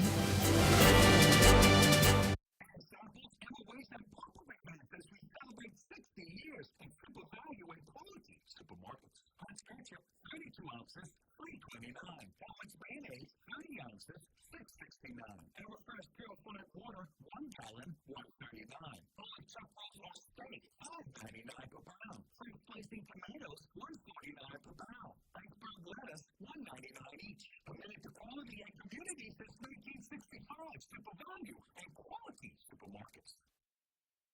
For us at the Myers Group of restaurants, we found that we have a pretty large portion of our employment pool that had difficulty getting bank accounts. The issue we had previously was just getting cash, getting funds on the island. And with only one working ATM, the idea of the sand dollar just in being digital, and everybody has a smartphone nowadays, it actually worked into our favor. The sand dollar was like a godsend because it allowed us to add it to our payroll system, which means we're able to send their money to the sand dollar wallet.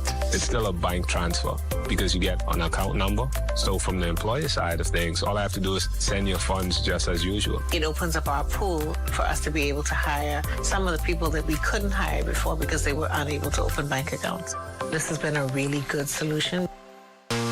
We here at Candid Security offer a varied range of security services, including guard service. We do armored service, we do pre-employment investigation, background checks, also vet people for employment. A live business hosted PBX is extremely important to our operation. I don't have to be in my office. I can easily get connected with our clients, my vendors, my NASA office, and with our employees in the field, anytime, anywhere.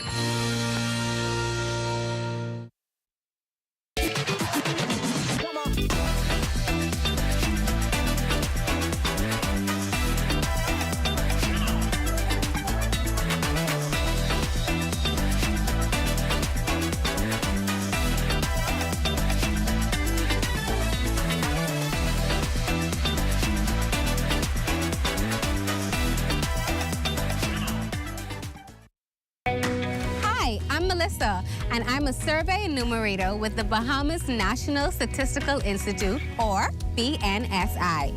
For the next few months, we will be conducting the Household Expenditure Survey on various islands. You might be wondering, why is this survey important? Well, it helps us to determine the poverty line and assess how to ensure everyone has access to the basic services they need. This information is used by the government, businesses, researchers, and students to make informed decisions and plan for the future. We know that your time is valuable, which is why we've made the survey as simple and easy as possible. And don't worry, all your information you provide is confidential. Your participation will help us gather accurate information that will benefit everyone in the Bahamas. Thank you for your cooperation and being a part of shaping the future of the Bahamas.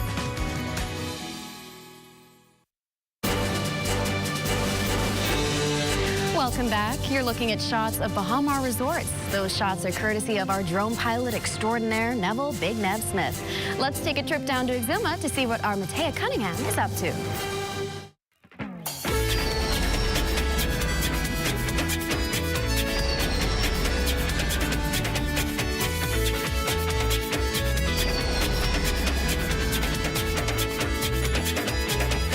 Began as a business quickly blossomed into something deeper. The Integra Group, known for its luxury real estate ventures, has found heart and purpose in the small community of Black Point, Exuma, where a generous gesture is now changing lives one bicycle at a time. Matea Cunningham reports. The Integra Group, a Miami-based firm best known for its work in luxury real estate, has found more than just a getaway in Black Point, Exuma. They've found a second home and a new family, especially at Black Point Comprehensive School. During his frequent visits to the island, Integra CEO Felipe McLean noticed a major challenge facing local students. Many were consistently late to school due to long walks from their homes. In response, McLean made a generous donation, 68 brand new bicycles, one for each student. Sure, for the last 4 years, we've been very involved with the community in Black Point. We did a lot of donations for the kids' park, for the clinic, and this is just one of our more of our community efforts, which is one bike for each kid of Black Point. This basically came to our mind when we were giving the donation of the park, and we saw that a lot of the kids were walking to school, and some of them were in bikes. So not everyone had a bike, and they didn't have a bike rack. So I told the principal, well, that's going to change. I cannot imagine what it means for the kids to walk to school every day when they can have a bike and get to the school faster, and also have a rack where they can store their bikes. As the community gathered in surprise and gratitude, I spoke with Principal Roll, who shared her thoughts on the impact of McLean's latest donation. Just weeks prior, he had gifted the school a brand new playground. Yes, and I would like to express my sincere gratitude to Mr. McLean.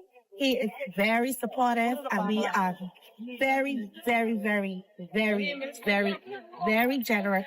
Yeah. Thankful, I cannot say. It seems like I'm about to cry because it seems so surreal, unreal. These things don't happen like this all the time, but like I say, he's a very generous person. We appreciate him here at the Black Point Comprehensive School. And on behalf of the staff and the students, we want to say thank you. And we hope that this set a positive example for others to see that this is what it's all about. And this is all working together as a team for the community and strengthening the kids of Black Point. To fully understand the difference these bicycles make, I also spoke with a few students who shared how this simple act will transform their daily routine. I walk to school, or my mom dropped me to the Black Point Comprehensive School. I do feel relieved because it's like you exercising as well on the bicycle because you're exercising your feet. It feels amazing. Very excited because I have the opportunity to drive my bike now instead of walking, because I usually walk to school every day when I come to school in the mornings for lunch and after school. Beating the sun, beating the clock. The students of Black Point All Age now have an opportunity provided by the Integra Group to beat the roads of Exuma Black Point by. Reporting for the Bahamas Tonight, I'm Matea Cunningham. Good stuff there, Matea. Well, tonight we have Kiarj McKenzie and family here. They run a farm where they raise ducks and chickens, and you can also get eggs from this farm. Welcome to Access Now, guys. Good night. How you doing? So, can you tell us a little bit about your farm? What's it called and where is it located? Okay, the farm is Beat and Teach Clinic Farm. We are currently located in the Golden Gates area. We are in transition to the Golden Isles area. And, we specialize in producing duck eggs. Now, I see you brought your whole family here. Can you give us a quick introduction? And is the whole family involved in the farm? Well, what I could say, I'm proud to say that I have my beautiful wife, Shantice McKenzie, my son, Kiarj McKenzie Jr., my other son, Keyshawn McKenzie, and my beautiful daughter, Kiara McKenzie. Amazing. And so does everyone have their own responsibilities and roles when it comes to helping out? Yes, we do actually. Well, I'm more of the organized one, so I try to make sure everything is in order. Our daughter, Kiara, she is the vet. So if there's a duck she looks injured or anything, she brings it to our attention, and we do what we can to make sure the ducks are good. And then the boys, they are little egg collectors. And of course, my husband, deals with the daily operations of the business. Amazing. So why ducks? I feel like that's kind of a creative choice in today's landscape. Why ducks? Okay, so for us, we chose dealing with ducks because, like you said, it is a peculiar industry to get into. We also focus on backyard farming, self-sustainability. But when it came to the ducks, and we realized that we had a need for an alternative egg, because as you're finding out now, as people, more persons do food and allergy testing, they realize that they are allergic to chicken eggs. And so a lot of persons have to now come to duck eggs as an alternative. It's bigger, more protein. We also could say that we have grown in the short space of time that we have been operating. And it is something that we take pride in. So we chose it solely because of the challenge, one, and then we were able to still fulfill some persons' needs, even in terms of taste. Yeah, so that's part of the reason why we chose ducks. All right, so one last question. How easy is it to hold one, or are they kind of crazy? You can find out right now. All right, who's going to show? We're going to have the resident vet. Okay. So you could explain. You can walk us what through kind it. of ducks. So I'm going to let you hold the mallard, Explain. the tiniest one, and she's female. Can I ask you to hold this for me? Okay, here we go. So. So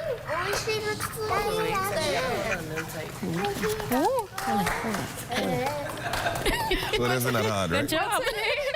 Oh, we don't name them. They come to work. Well, you're having fun while you're here. Oh, Brown Jr. Okay. So this is a mullet. We have 4 different breed of ducks. This is a mullet. You could explain the rest. Yeah. So that one right there, that one is a Muscovy, and the big white one, that's Pekin, and the other one there, that's a khaki cowboy. Really? Yeah. Wow. This one is? What's this one again? A mallard? Well, thank you so much for... Say pet it. You're right. Thank you guys so much for joining us tonight for Access Now. We can't wait to have you back. This was a great time. Thank you. Let's take a look at what's coming up in sports. Buddy Hield and the Golden State Warriors in a do-or-die Game 7 versus the Houston Rockets. Find out if they came out on top. Details of that story and more coming up in sports. Keep the Bible Live Music Group presents the legends of Breaking Straight. Get ready for the biggest names in Bahamian music live on stage. KB, Funky D, Gino D, D-Ma, Sweet Emily, Simeon Alton, Veronica Bishop, and more like the Singing Bishop. Mark your calendars for Saturday, May 10th at the Farm, Marshall Road. Gates open at 6 p.m. General admission 80, VIP 120. Tickets available at Missouri, Bookie Brand at the Beauty Shop, low location. Skyboxes and Sky Park. Call ESC Distributors at 394-0819. Email keepthebible alive242@gmail.com. Saturday, May 10th. Come by boat and play and experience the legends of Breaking Straight. Brought to you by Keep the Bible Alive Music Group, ESC Distributors, Missouri, The Plug, The Beauty Shack, Bahamas Inn, Bookie Brand, and Caribbean Wines and Spirits. Come and visit us at Shop Smart, 'cause everything is here. Yes, we have it all for you. Toys, clothing, office supplies, appliances, custom cut blinds, bedding, drapes, and rugs. Come and visit us on Mackey Street, 2 blocks down from Wolf Road. Call us at 698-1052. Shop Smart, Shop Smart. Oh, everything is here.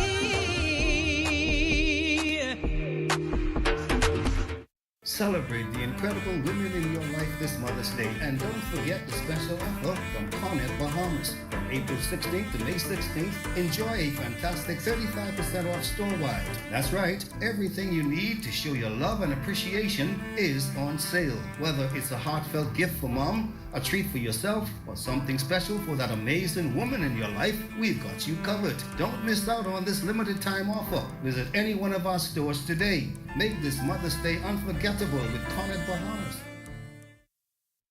While others see customers as numbers, we see our customers as people, neighbors, friends who deserve more than one-sided connections. That's why we are redefining what real connection is by prioritizing our customers and showing our appreciation by putting our money where your loyalty is. ATC customers, claim your $200 Bahamas Air gift card when you add postpaid mobile to your internet plan. That's loyalty that flows both ways. Hey, it's your honorary pump attendant back again with another episode on the do's and don'ts at a service station. Let's go. What you ain't gonna do is just pull up to any dispenser and put the nozzle inside your car without reading the signs. Because if you put the wrong fuel inside your car and the car mess up, you could be mad at us, all right? And then you have to walk a catch bus for about 3 to 18 months. What you're supposed to do is read the signs. We place signs all over the dispenser to tell you which fuel is which. Because you put the wrong one in the car, say bop, and you could be mad at us. You could be, oh, what happened to my car? No, it's you who ain't read. It say diesel, diesel, one word, diesel. You got up, and you mad at us. Read, that's all you have to do.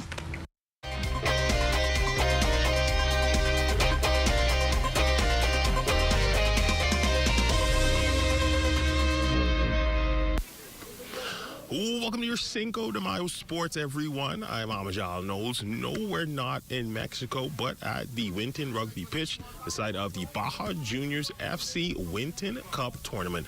Let's take a look at some of the highlights. We had good competition. We had 12 teams that came out for on the 11 teams. And, you know, it was great competition. Kicks Academy came out the winner in the end. And for the U13s today, We had Western Warriors who came out. That was Antonio Hernandez, the technical director for Baja Juniors FC, who hosted their second annual Winton Cup tournament. The aptly named Winton Rugby pitch this weekend. Saturday would see the U11s take to the field, while Sunday would see the U13s battle it out for the top spot. Tournament designed to allow our young soccer stars to get in some much-needed reps.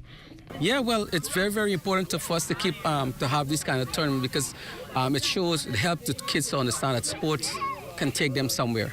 You understand? And being involved in physical activities is very well needed for the physical body as well. Also, it gives them a chance to do something positive. And from the association, Buddy Bucket saving perhaps his greatest performance as a professional basketball player for the biggest game of his career. In front of a packed Houston crowd, Buddy Hield putting on a shooting clinic, scoring a game-high 33 points in just under 37 minutes. He was nearly automatic, sinking 12 of his 15 shots, including a blistering 9 of 11 from three-point range, powering the Warriors to a 103-89 win. Veteran guard played mistake-free basketball, recording 0 turnovers, while also applying strong defensive pressure on Jalen Green and Fred VanVleet throughout the night. Buddy's 9 threes would also tie the NBA record for most ever in a Game 7. The Warriors advancing to the second round to take on the Minnesota Timberwolves. Just locked in, just trying to find my joy. And I've never been in a situation before. And just trying to seize the moment and relish the moment and just be in the moment at the same time and enjoy the moment. And it was fun. A lot of nerves at first, though, so I gotta be myself. If I'm not acting normal in the locker room, everybody, it's not normal. So just trying to be myself, but tonight was fun. All glory to God. In track and field news, dozens of Family Island primary school track stars descending on the Capitol for this week's Frank Pancho Ramming Primary School Track Nationals. Our intern, Swanson Gibson, tells us more. Numerous Family Island teams settling in today at the Courtyard Marriott as they recharge from travel for the Frank Pancho Ramming Primary School Track and Field Nationals. The check-in room's atmosphere was filled with immense excitement as students looked to represent their school and claim gold medals in their respective events. Coach Patricia Roll and several of our Low Sound Primary School students discussed preparation and excitement ahead of the meet. Yes, it was hard, training them and getting them ready for this meet. But we have a few good ones. They came out well, so we're looking for a good showing. And we have about 27, and we are participating in just about every event. Yeah, so we're looking for a good and strong competition. I'm excited because this is my second year in Nationals. This is our second year in Nationals. What events are you ladies competing in? I do the 100, the 200, the 400, the 4x1, and the 4x4. I'm only doing the 100. The 100, the 200, and long jump. The Pancho Ramming Nationals begin Tuesday 10 a.m. at the Thomas A. Robinson Stadium. Reporting for ZNS Total Sports, I'm Swanson Gibson Jr. That's all the time we have for you for sports on this Monday. I'll check on weather when we return.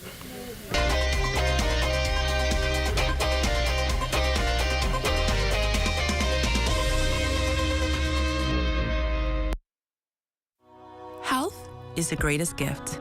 That's where we come in. Bahamas Medical and Surgical Supplies is a premier distributor of medical equipment, as well as medical and surgical consumables. Our engineers are always on hand, providing top care service that saves lives. We carry a wide selection of over-the-counter and prescription items, IV fluids, and other injections. Our products are state-of-the-art, and our entire team stays on top of cutting-edge technology. With more than 2 decades of dedicated service, Bahamas Medical and Surgical Supplies continues to be a trendsetter and innovator in healthcare. We have set ourselves apart by truly caring for our customers. We understand the intricacies of healthcare, and we produce spectacular results. We cherish our partnerships and nurture our friendships as we continue on our quest to help everyone maintain that wonderful gift of good health. Find us on 95th Terrace, Centerville, and now located in the Lucaya Shopping Center of Freeport, Grand Bahama. What? You don't know what TDC is? Tourism Development Corporation? You mean the Ministry of Tourism? No, that ain't the same thing, but the Tourism Development Corporation helps develop and grow behemoth businesses in the tourism industry. You heard what I say, boy? But yeah, develop and grow. You don't know what all the things they do? What does do? Right, check the website, one. Start your journey to ownership of our #1 industry today. Log on to tdcbahamas.com. For hurricane season, we got impact windows and doors. For protection, just come to our store. Plus we got tiles to pretty up your walls and your floors. We'll help you brighten up for that big bad storm. Porcelain tiles, blank tiles, mosaic tiles, a variety of styles. Before things get right, they gotta be rough. That's why we got the best deals in the whole Bahamas. Hey, hey.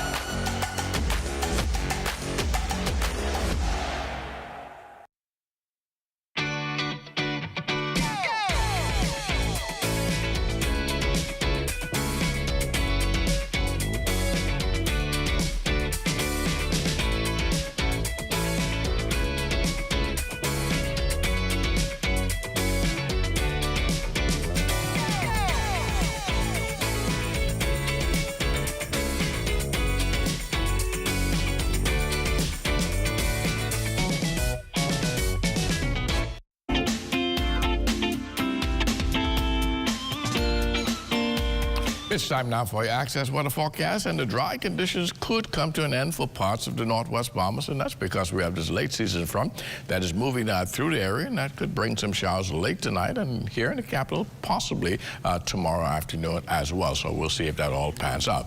And your boating forecast tonight, well, that's brought to you by Live Business, where we bulk up their business. For the northwest and central islands tonight, southeast winds 10 to 15 knots, so wave heights 2 to 4 feet, with the low tide taking place at 9:50 tonight. And for the central southeastern parts of our country, the winds will be out of the east, a little stronger, 12 to 18 knots, wave heights 3 to 6 feet. So we ask the small craft to continue to exercise caution in the southeast Bahamas. And then tomorrow, Tuesday, in the northwestern islands, the winds once again southeast 10 to 15 knots, the wave heights 2 to 4 feet. Low tide will occur at 10:30 in the morning with a high tide at 4:40 in the afternoon. And for the central and southeastern islands, those winds backing, becoming northeast to east at 10 to 15 knots, wave heights 2 to 4 feet. So we'll drop the caution flags for the southeast Bahamas on Tuesday. And then come Wednesday in the northwest and central islands, we have a zonal flow that's winds out of the east at 10 to 15 knots, and the wave heights 2 to 4 feet. The low tide on Wednesday, that will take place at 11:18 in the morning with a high tide at 5:31 in the afternoon. And for the southeastern islands, middle of the week, northeast flow 10 to 15 knots, and the wave heights 2 to 4 feet. That's going to do it for your boating forecast. It's time now for your international temperatures, and they're brought to you by Royal Star Assurance. Boy, you nosy now. All up in my bricks and mortar. Deep in it. I hope you can handle it. I met this street potter. He was all in my face. Always in my way. Getting on my case. He followed me to breakfast. Tell me to... And that's going to do it for your international temperatures, brought to you by Royal Star Assurance. But join me at 11 o'clock for a full weather update. Lenore and Malita. Thanks a lot, Basil. Well, that's a wrap for Access Now this evening. Well, stay tuned for the rundown with Clint Watson. His guest tonight, outgoing Commodore of the Royal Bahamas Defense Force, Dr. Raymond King. Good night, everybody.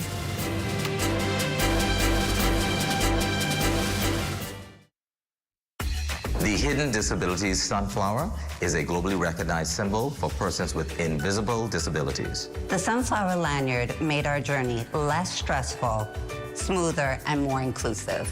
REACH is proud to support the Hidden Sunflower Scheme, which makes the invisible visible. So far, the Nassau Airport Authority and the Nassau Cruise Port are sunflower certified. So if you see someone with a sunflower lanyard, always remember to be patient and ask if they need some help. Please be kind and always remember to show respect.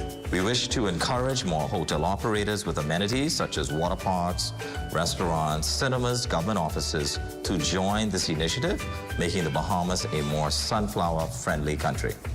Please feel free to reach out to the REACH office at 328-4123, or you can reach out to the National Commissions for Persons with Disabilities at 396-8700. Abuse, domestic violence, suicidal tendencies. Are you being stressed out from these problems? Call the national hotline at 422-2763 or 322-2763. There are trained social workers available 24 hours to help you. Know that you are not alone in this. It's a joy, to help someone who is in need, I'm proud to know that we are able to accommodate them with a hot meal, fresh meal, and a well-balanced meal. A lot of our clients, as you know, it's in the inner city, and persons who really include and so much have lost their jobs. And for whatever reason, 2 months, 3 months, they really don't have anything. You have to have some kind of kindness to do this. I don't know, but what kind of cars is this parking? You ain't even know where to park? Okay, just don't park in. Look at this way. Like, you ain't get nowhere to go. Don't park him. Just don't park him. Don't park over here. This handicap. No, you can't park in handicap spot. I ain't gonna be that long. Handicap spot, Boy, what's going on, dog? I tell you we shouldn't park here now. This way park here, I tell you we shouldn't park here. Don't get one of these things. My bad big bro, and he got a sticker inside this. This mud though, we gotta move. This is a handicap spot. But we gotta move. We can move right now. Sorry. Be considerate. Don't use disabled parking spaces without a decal in your vehicle. This message is brought to you by the National Commission for Persons with Disabilities.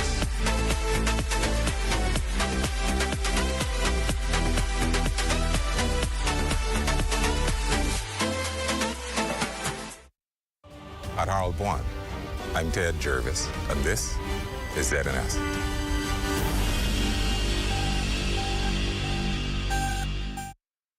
The Rundown is brought to you by Commonwealth Brewery Limited.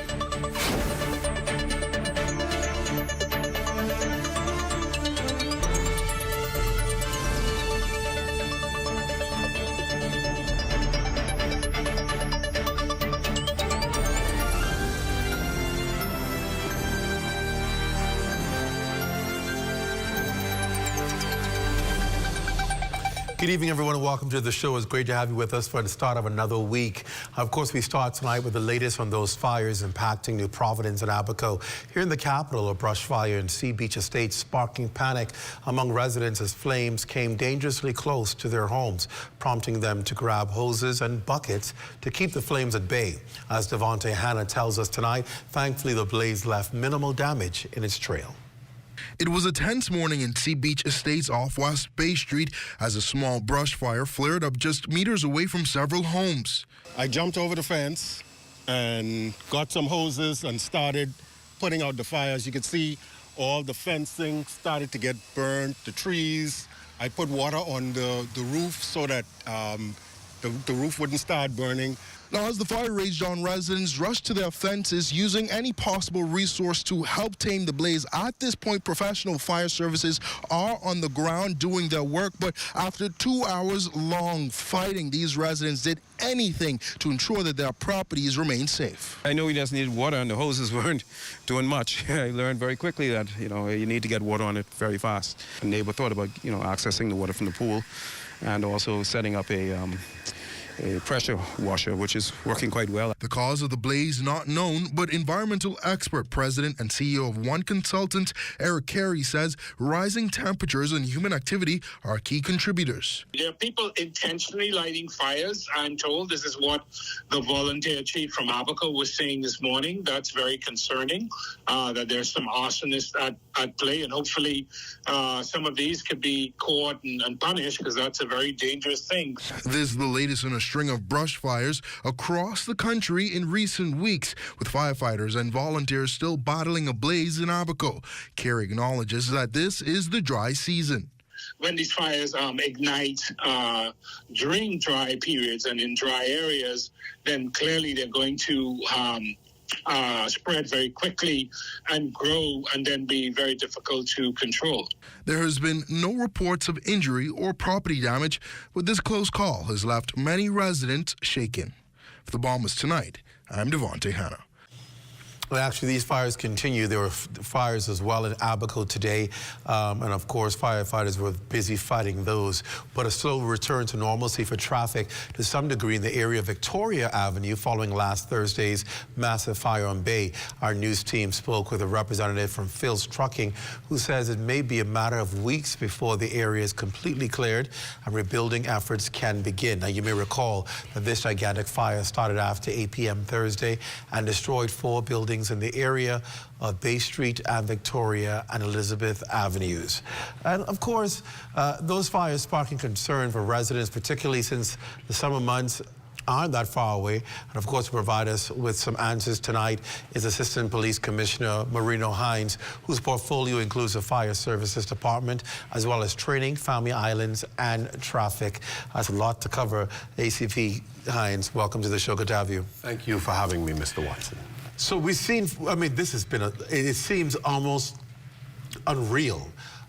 Fires almost every day, burning. Some of these massive fires, some of these very destructive fires. We've seen the one by Solomon's Building and the new Department of Labor. Seen fires in Grand Bahama that seem uncontrollable. Fires in Abaco, one just yesterday, one they're fighting today in Abaco, destroying parts of Cable Bahamas. We saw the fire at Victoria Gardens, Bay Street. We saw a fire out west today.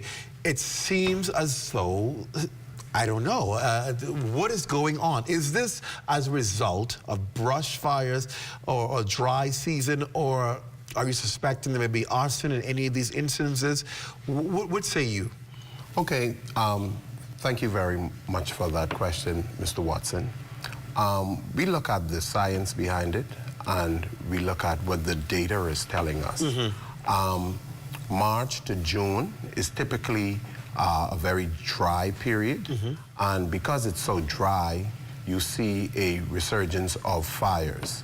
Now, these building fires is extremely unusual, right? Because we don't normally have large buildings that catch a blaze, so it can only be deemed coincidental until we have some empirical evidence which suggests that there is something else, whether it's nefarious or otherwise, which would cause us to go down those lines of inquiry. Having these fires are one thing. Being able to fight them is another. Yes. And that has been where the firefighters have come under the microscope of persons, particularly those impacted, to saying that, listen, the response is slow, and when the response comes, there's this wait for water period. Clarify this for us, because it's hard to believe that firefighters, first of all, take a long time to show up on a scene, particularly in the capital. I mean, we're a small island. Right. Shouldn't take long to get anywhere. Right. Secondly, the fact that you come, you show up, and you're waiting as if you're defenseless, as people suggest, that there's no water. Right. Clarify this for us. Okay, I'm happy to. I want to say that in this instance, when we talk about the Victoria Avenue and Elizabeth Avenue fires, we got a call shortly right around 8:30 p.m. Our presence was 8:40. And so I would leave that to any suspecting mind to make and draw their own conclusions. We believe that the time that we were mobilized and the time that we actually arrived at the fire is consistent with getting your gear, getting the fire apparatuses in So motion. you're saying it was not that an odd amount of time that people are complaining, an hour or half an hour? No, definitely not. Okay. Our response time was approximately 9 to 10 minutes. Because remember, where those fire apparatuses is housed is right on Elizabeth, right on East Street. Correct. Not so far from Elizabeth Avenue. And so we were there in a timely manner, and those apparatuses showed up with water. And as the officers came off the apparatuses, they were pumping water into those buildings. And so I want to say emphatically that those claims are completely false. The fire engines were there. the men and women who work extremely hard. They did their due diligence, and they were up to the task. Matter of fact, one person even said the first truck to arrive was the airport truck. So clearly, you're saying that's incorrect. That is totally incorrect. I believe that is just Bahamian fodder and mischief. We had 3 apparatuses there, what you commonly call fire engines, and they were there in a prompt time. And after the fires began to spread, we called our partners from the airport authority. Obviously, you're fighting these fires. Well, at any point in time, did the trucks run out of water? Because, of course, it can hold so much amount of water. At any point, do you run out? Well, I will answer that like this, Mr. Watson. The trucks, they can carry 2,000 gallons in one instance, one of them, the other one 1,000 gallons. At no time were we ever lacking water because, as you know, the sea is right there.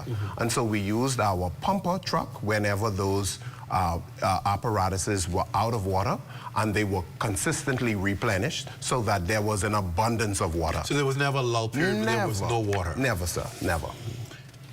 Do you believe that you have sufficient trucks to be able to man New Providence? I believe we do.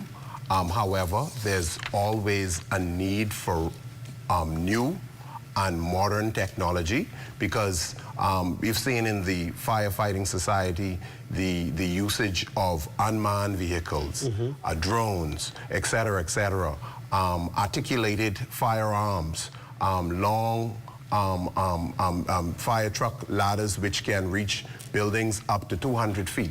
And so we would like to have these bright, shiny new toys, but it's all relative. I'm pleased to say that we are in the process of acquiring a lot of apparatuses which will help to aid us in this fight. The opposition leader today said in the media that he will make fire services an independent organization if he wins the next general election. Is this a feasible move? As someone who obviously heads fire services, is that the issue? And do you believe that will bring any greater efficiency? Well, I'm not a political science right, major. and I'm just making reference. I know you can't get involved in politics. I understand. I want to get an educated answer as to is this the problem? Absolutely. I would say not. We have a cadre of dedicated, professional, highly skilled men and women who work in the fire department. And whenever there is a change, if there is a change, we move by certain protocol. And so we always adapt. We always strategize, we always assess the situation, and then we overcome.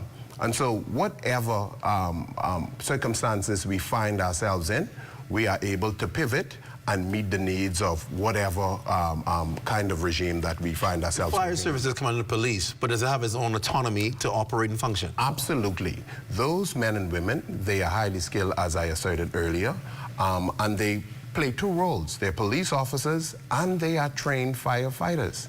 And so they're not like me who only have 1 skill set. They actually have 2. They're police officers and they are trained firefighters. So I commend them for the job that they do consistently on a daily basis, and we certainly appreciate them and we can't live without them. So in your estimation, we are able to consistently handle what it is that we're being presented with. Obviously, we know there are some challenges on some family islands. Yes. And we know the challenge we have in the Bahamas, or archipelago of islands. Yes. And we have to duplicate these services on every island, which can be very costly. Yes. But is there a focus to ensure that we at least have adequate supply and trucks on these islands to make sure that we can battle any place? Absolutely. Like I said, earlier this year, the commissioner, along with myself and some other officers from the Fire Services Department, we traveled to Germany and Scotland with a view to acquiring some apparatuses for the family islands in particular. And I'm pleased to say in very short order, the commissioner will announce that we're doing some very good things, and we believe that we're going to bring relief to many of our family islands. All right, Assistant Commissioner Hines, thank you, and thank you, your men and women, for the services they provide. Oftentimes, we're quick to be the first to complain, but we don't understand the work and the labor that goes on, especially when it's strenuous circumstances like this. Fires happening repeatedly. Thank you to the men for serving and women for serving. Appreciate you being on tonight. Thank you so much. When we take a break, we're going to come back, and tonight we have a major show for you tonight. I call it the Exit Interview. The Commodore of the Royal Bahamas Defense Force, Dr. Raymond King, gives his final interview one-on-one with myself in his office. We talk about his life, his legacy, his work, and of course him moving on. It's a candid, I must say, the most candid discussion I think he's ever had since being Commodore. And we're going to bring that to you right after the break. Stay with us.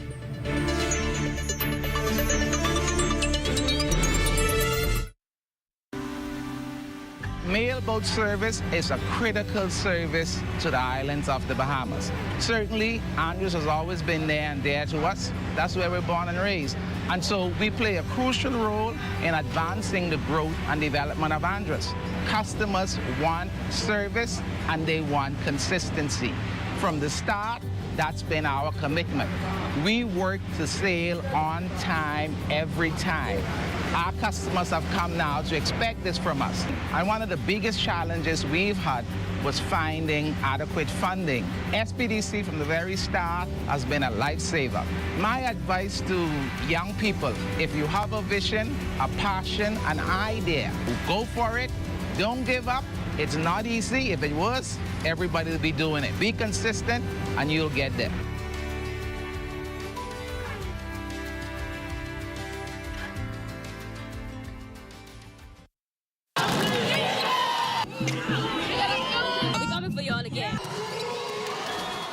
Are you ready for the hottest sports show on the market?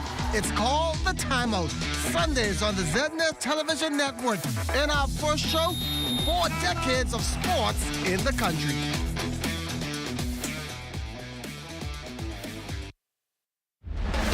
Planning the execution of a newscast is serious business. From the assignment to the concept of the story, everything has to be precise, on point, always. The Bahamas Tonight, the National Report, is your trusted news service. We get it right the first time. Our preparation for you each night is done with care, knowing that our voices will reach you on 700 islands and keys with unquestionable accuracy. It gives me great pleasure each night to say, welcome to the Bahamas Tonight, the National Report. I'm your national anchor, Mukesh Lopinder.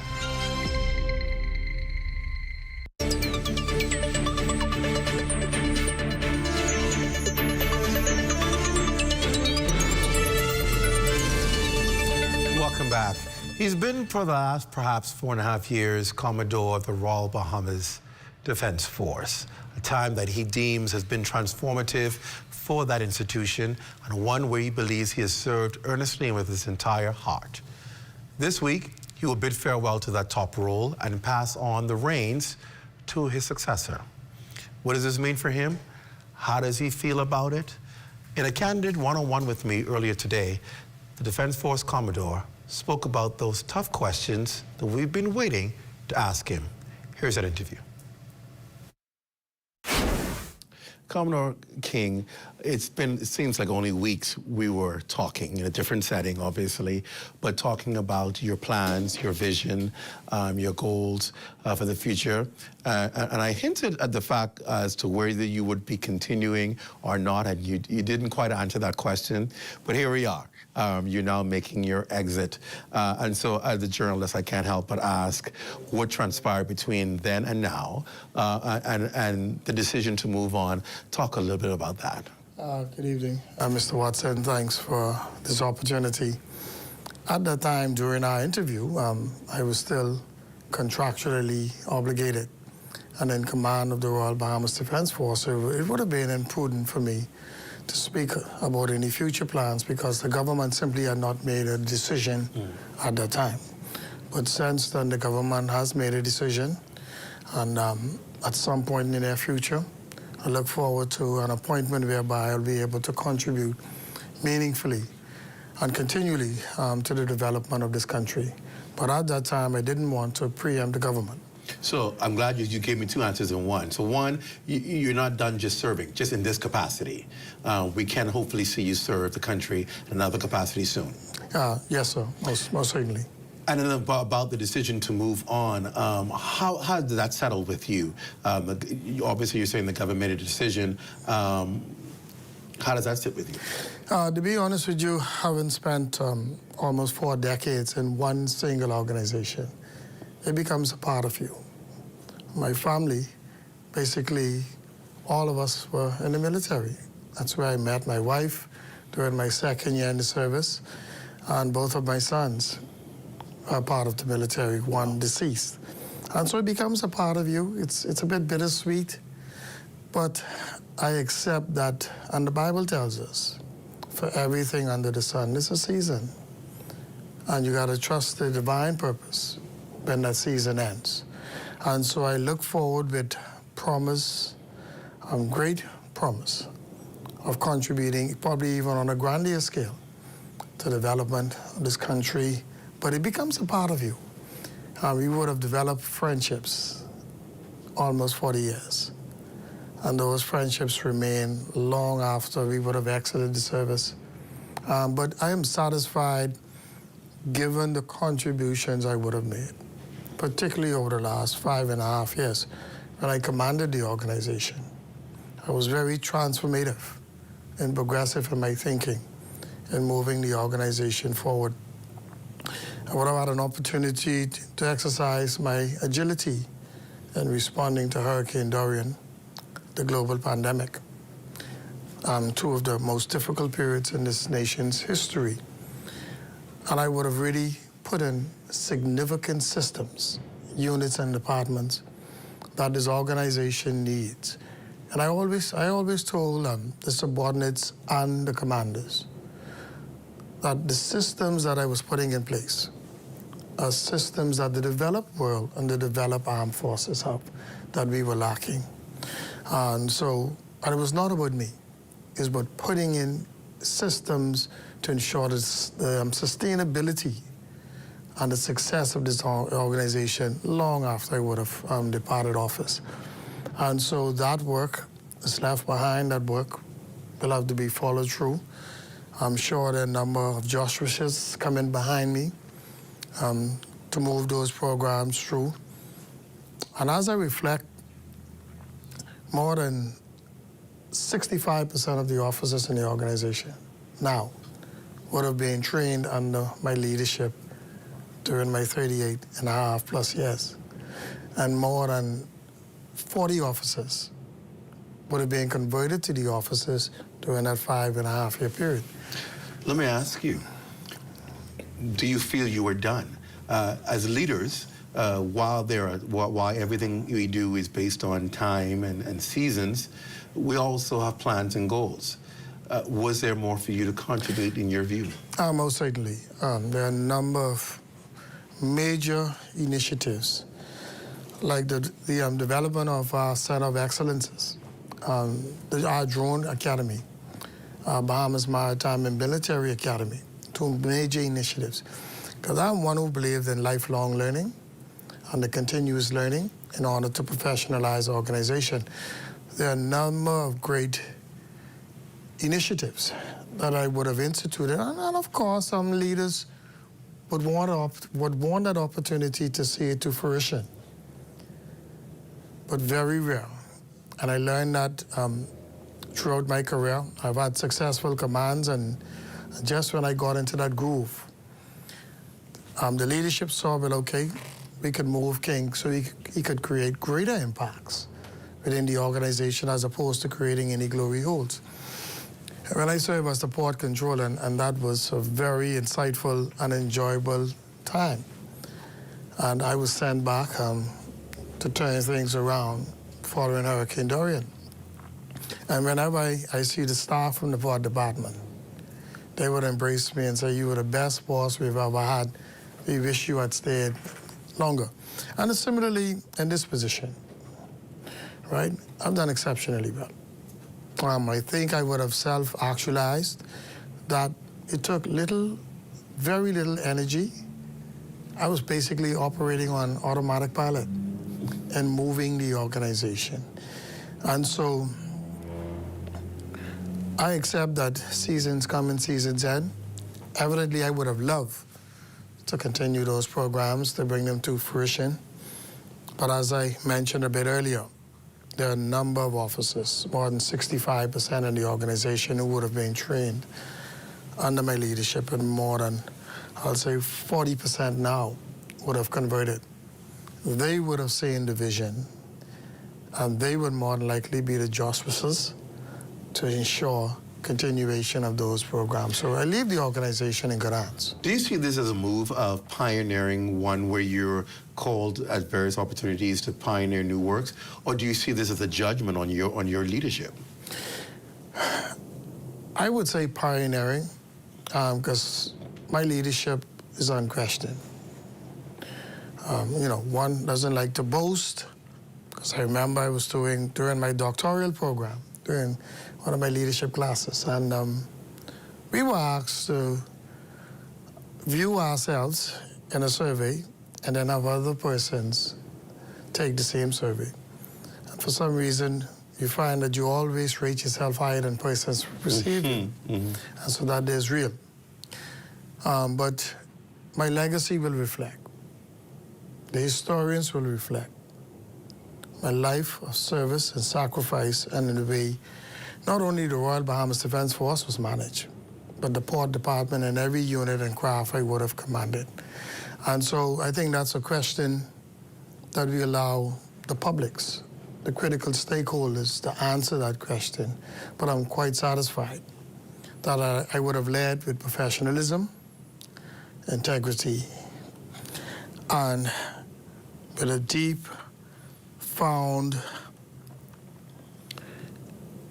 vision of being dedicated and committed and being devoted to my duties. And I did that from the first day I joined in January 1987.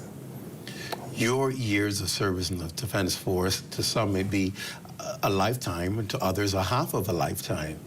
So it may be difficult to answer this question, but nonetheless, we'll give a crack at it. What stands out to you as the most memorable moment in your service? There are several.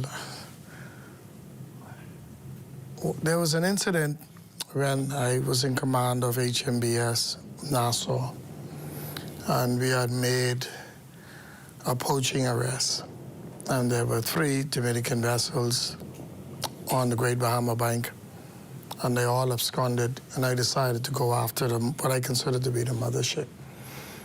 And during that chase, we got our seaboat underway, and the persons on board the Dominican boat started to throw engine parts and other stuff to try not to be intercepted, because they were trying to make it into the Cuban territory to end the search, in the chase.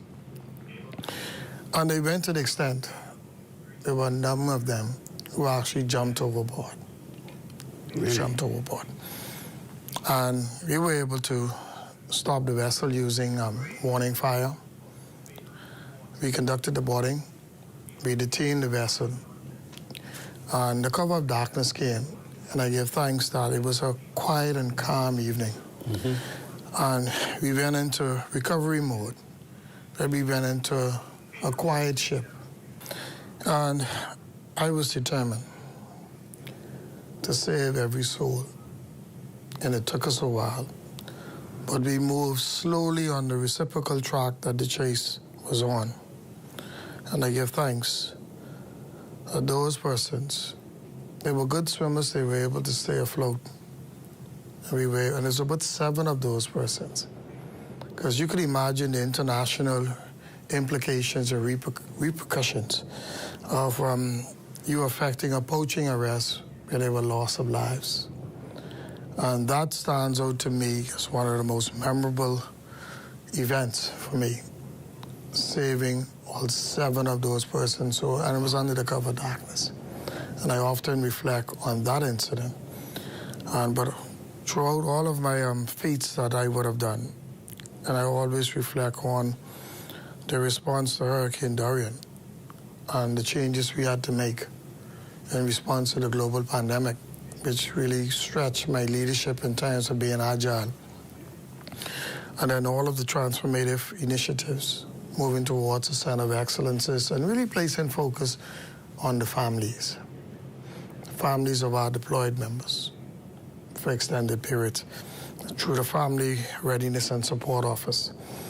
the Morale, Welfare, and Recreational Unit is to ensure that all of our members, past and present, and their families, every event that Defense Force has, to ensure that they could be a part of it and they could enjoy all of the amenities that we have, the medical facility, shopping at the exchange, using the gym facility, and to ensure that aspect, because I'm a true believer of if employees perceive that you care, you will get them to go above and beyond. They'll take ownership of your goals and objectives. And so you have to demonstrate that concern and care. And so that was a part of my legacy and moving forward. You know, and I often say, apart from the leadership, transformative, organizational agility, the expert knowledge that I brought to stemming, to migration, the poaching, and all of those threats that we face, all right, I simply say, I consider myself to have been a faithful steward or simply a servant of the people.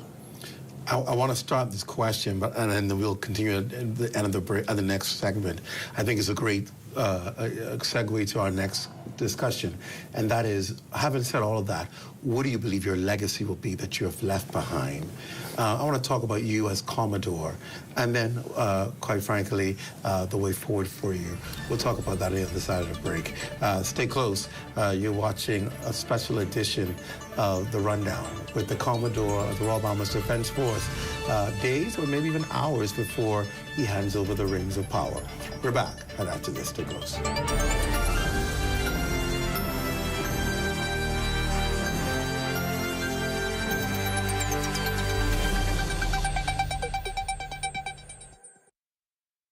Your home is your sanctuary. The last thing you need to worry about is rodents. Once they enter your property, they can be tough to get out. If you're concerned about rodents, call Rent-A-Kill Initial. We offer the latest, most effective treatment for safe, fast, and long-lasting results. From prevention to elimination, our integrated approach guarantees protection. For rodent control you can trust, there's only one name in the Bahamas: Rent-A-Kill Initial. I am a master plumber by profession. I've been doing plumbing for over 40-odd years. When I was 9 months old, I was diagnosed with polio. To me, living with polio, I took it the way it is. I never allowed my polio to get in my way of anything. In fact, I love when people doubt me, and I just prove them wrong. And let me tell you, in the world, you could only find a plumber as good as me, but you ain't gonna find no plumber better than me. People with disability, they just need a chance. In this program, I feel so encouraged. Most of the mentors have different kind of disability, but disabilities like me. Sharing and caring and showing so much support with people with disability. They would encourage you to go beyond. I wish this was around a long time ago. Right now, I would have been a millionaire. You out there who have a disability, don't be afraid. Take the step. If you believe it, you could achieve it. And remember one thing, ain't no one better than me, and ain't no one better than y'all. God made all us equal. For more information about how the SBDC can help your small business to make a big impact, give us a call at 461-7232 or visit sbdcbahamas.com. The internet isn't just for surfing. There's a sea of shoppers buying online, and you can connect with them on Tingsy. Tingsy is the SBDC's online storefront built for Bahamians. Take your business to the next level by selling to customers online, both at home and around the world. People want Bahamian things, and if you got things to sell, sell on Tingsy. Find out how you can connect with a sea of buyers by visiting tingsybahamas.com.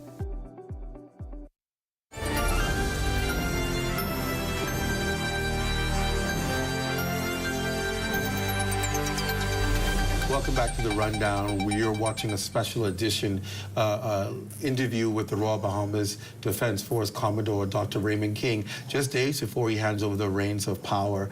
And before the break, we talked about some of the things that you feel about this move and about what you think you've done. While I think I have a pretty good idea what you're going to say, it's important to establish it. What do you believe your legacy will be as Commodore of the Defense Force? Concisely, I see my legacy being underscored as a servant of the people. Every day I came to work, determined and committed to give it my best. And every day I left this office, I left satisfied that I would have given it my best in terms of not only the safety and security in terms of border management, but I placed considerable efforts on 2 other campaigns. The National Youth Development. We had a very vibrant youth development program, the Rangers, the Program Shore, the TOPS program, the HYPE program. Any calendar year, we had at least 1,200 students and some 80 entities that we interface with. And so that could be a part of it. In terms of being a community leader, socially corporate citizen, every department was mandated to conduct a community project every quarter. And so we would have averaged almost 40 community relations programs annually. And so in being a faithful steward or servant of the people, I really sought to actionalize the vision of our late father of the nation, Sir Lyndon Pendling, and his view of what the Defense Force should have looked like. And that's why, in addition to border management, I sought to ensure our involvement in the community through the community relations, the development and intervention programs with the youth. We run initiatives and taskings whereby we provide force protection for our diplomats and foreign service personnel. We assist entities. We continue to work collaboratively with the police force and all of their anti-gang and anti-trafficking of ammunition and domestic crime. And so to really fulfill our mandate and being a part of ensuring the peace and security and enforcement of law and order in the country. And I always sought to do what was best for the largest number of persons at all times. So I always considered our critical stakeholders, the implication of the organization's actions in terms of everything that we do, direct or otherwise. I always factored that. But again, there's so much I would have gotten done, and it depends on who you ask. Some may reflect on my expert knowledge in terms of leadership and really dealing with the transnational threats. Some may look at the transformational aspect and how I sought to aggressively transform the organization with all of those initiatives and being a learning institution and professionalizing the organization. Some may look at the organizational agility, which I exuded, in being able to respond to Hurricane Dorian and to the global pandemic, and then bring the organization out of those 2 periods to focus on youth, community, as well as maintain our border protection and working collaboratively and jointly with all of our uniform branches.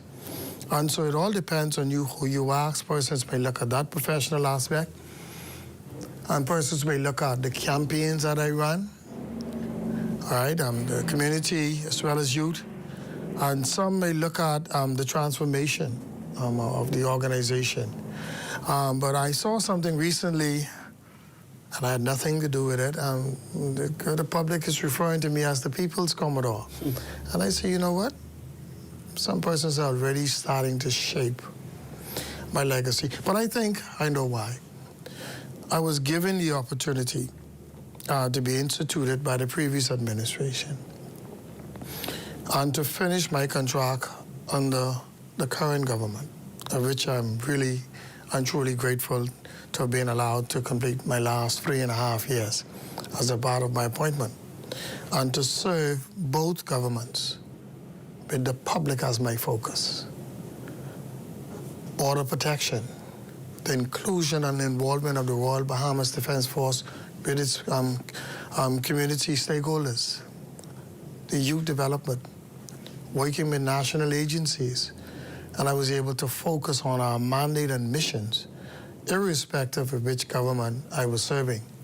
I don't think there's anyone in this country who would have either executed the Free National Movement's manifesto or the current government's blueprint for change.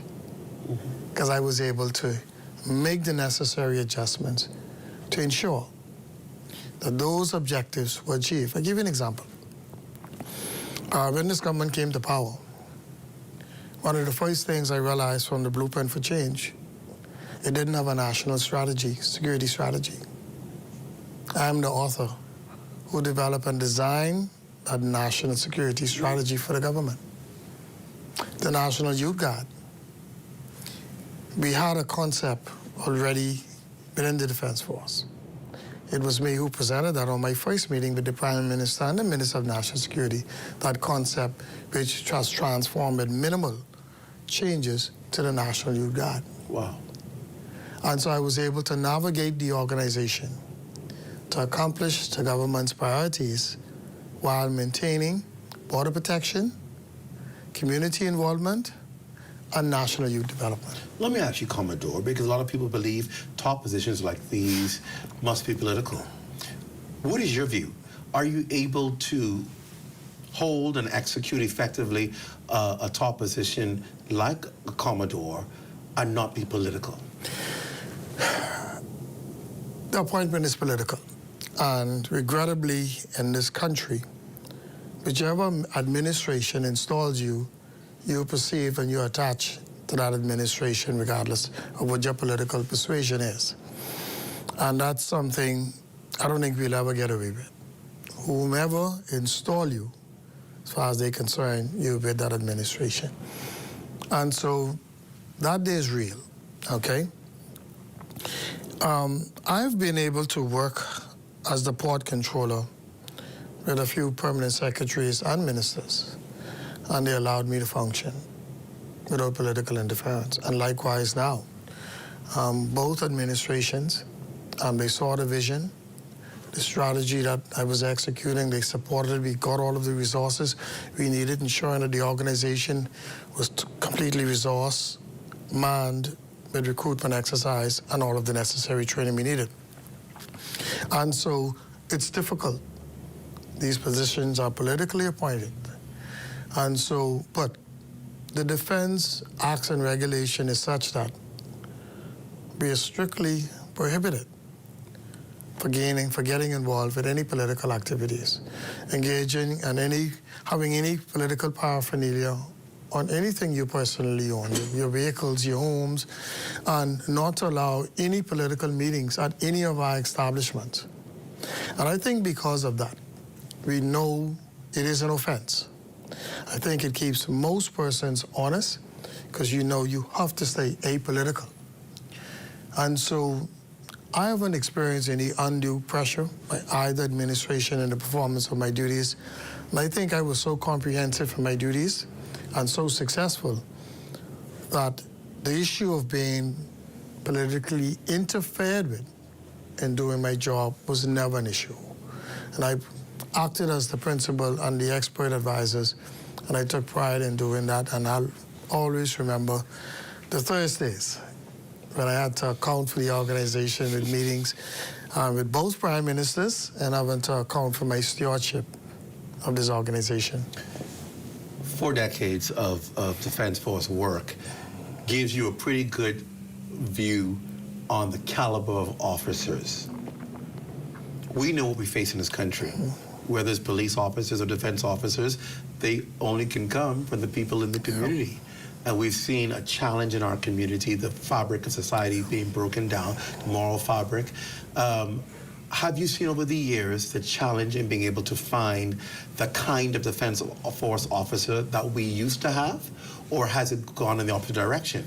We're now getting better recruits than we once have. To be candid with you, because whenever we have our Honley meeting with all of the law enforcement agencies, heads, and we speak about these recruitment issues, and I determine and realize that all of us, the last entries that all of us would have taken in within the last 4 years, those are the persons who are being taken before the courts and arrested.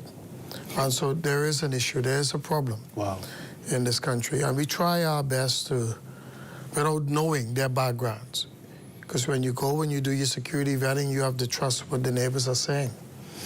Once you do the SIB and the security vetting from the police, you have to accept the results. but it doesn't paint the full picture. And we do research on persons' Facebook accounts to really see who they are. And so it's a stringent process.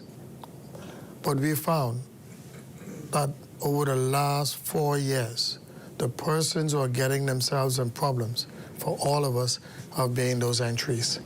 And so we do have an issue with the quality of persons. But I'll say this. As I reflect on the Rangers program, there's very few instances of any Ranger, former, getting involved and being arrested. And I'm a 7-day Adventist, and similarly for the Pathfinders, because I've done considerable work with them. Very few, if any, Pathfinders. And so we have a lot of programs that are positive alternative activities for youth. That all is not lost. But there's a segment and a sector, and the government, as a part of its 5-pronged national security plan, seeks to address those in terms of being preventative. And that's why, like my sister agencies, we've expended considerable resources with the national youth programs in ensuring that we provide positive events and alternatives for them so they can grow up to be productive citizens and not incarcerated and be a burden to society. And so there is an issue that all of us would have experienced, but we continue to work through those issues. My minister, he would have lent his advice in terms of some remedial program and trying to help persons who we end up with who are troubled.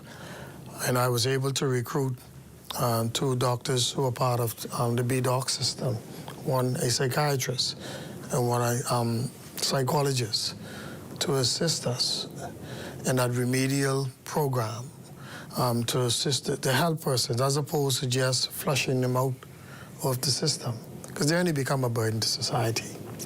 And so we try our best through counseling, professional help, to try to work with those persons, and only in cases where that simply does not work, or they get themselves in problems with the law and they are convicted. There's nothing we can do with that regards, but we are not just getting rid of them, but the quality of persons being recruited now, by far, they are a concern to all of the agencies, okay? But we have the large portion of persons, the Rangers, the Pathfinders, and I'm sure the Boys Brigade and all of those other youth groups and the track clubs, that what we're experiencing is probably only a percentage of the population. And so I think if we do a better job at recruiting, whereby we try to recruit persons from those entities, and we exhaust energies in the Rangers program from as early as from the primary school levels, where we sought to give them preferential entry into the job once they express an interest. But I was really hoping, and the government had consented tacitly by legislation, to establish the RBDF Cadet Corps, similar to the Police Cadet Corps. And so once those Rangers would have completed their programs between the ages of 16 to 18, they could be recruited in that program. We can continue to develop them until they reach the age of 18, and then have them formally enlisted. And I was fighting to have that done, and I believe it will in time. Not everything will be accomplished during a person's tenure, but I would have left that particular initiative in motion, and hopefully it is done. I'm going to come back in one final segment, and in that final segment I want to talk about mental health, and then your successor and your words of advice to the people that you will leave this defense force to. We'll be back to wrap up right after this break. Stay with us. You're watching The Rundown.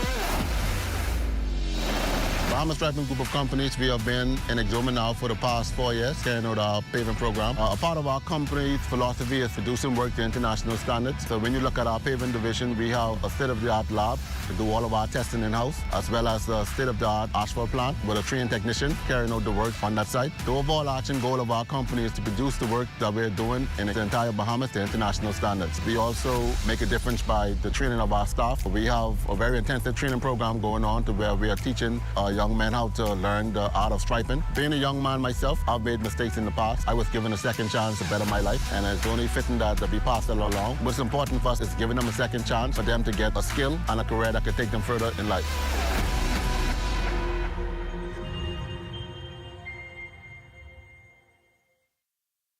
Summer in the Bahamas. The weather is hot, but not as hot as the ZNS summer packages. Get ads on ZNS TV or ZNS Radio Network or the TV community page, or a combination of all three. ZNS has got you covered with great prices, whatever package you choose. Book before June 7th and get the local Federation Championship Baseball bonus full of all kinds of extras free of charge. Contact your account executive or call ZNS Sales at 502-3800 today. Hot summer package rates valid until July 31st.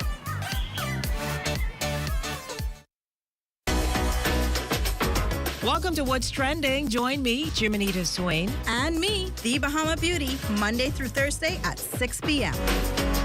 Only on the ZNS Network.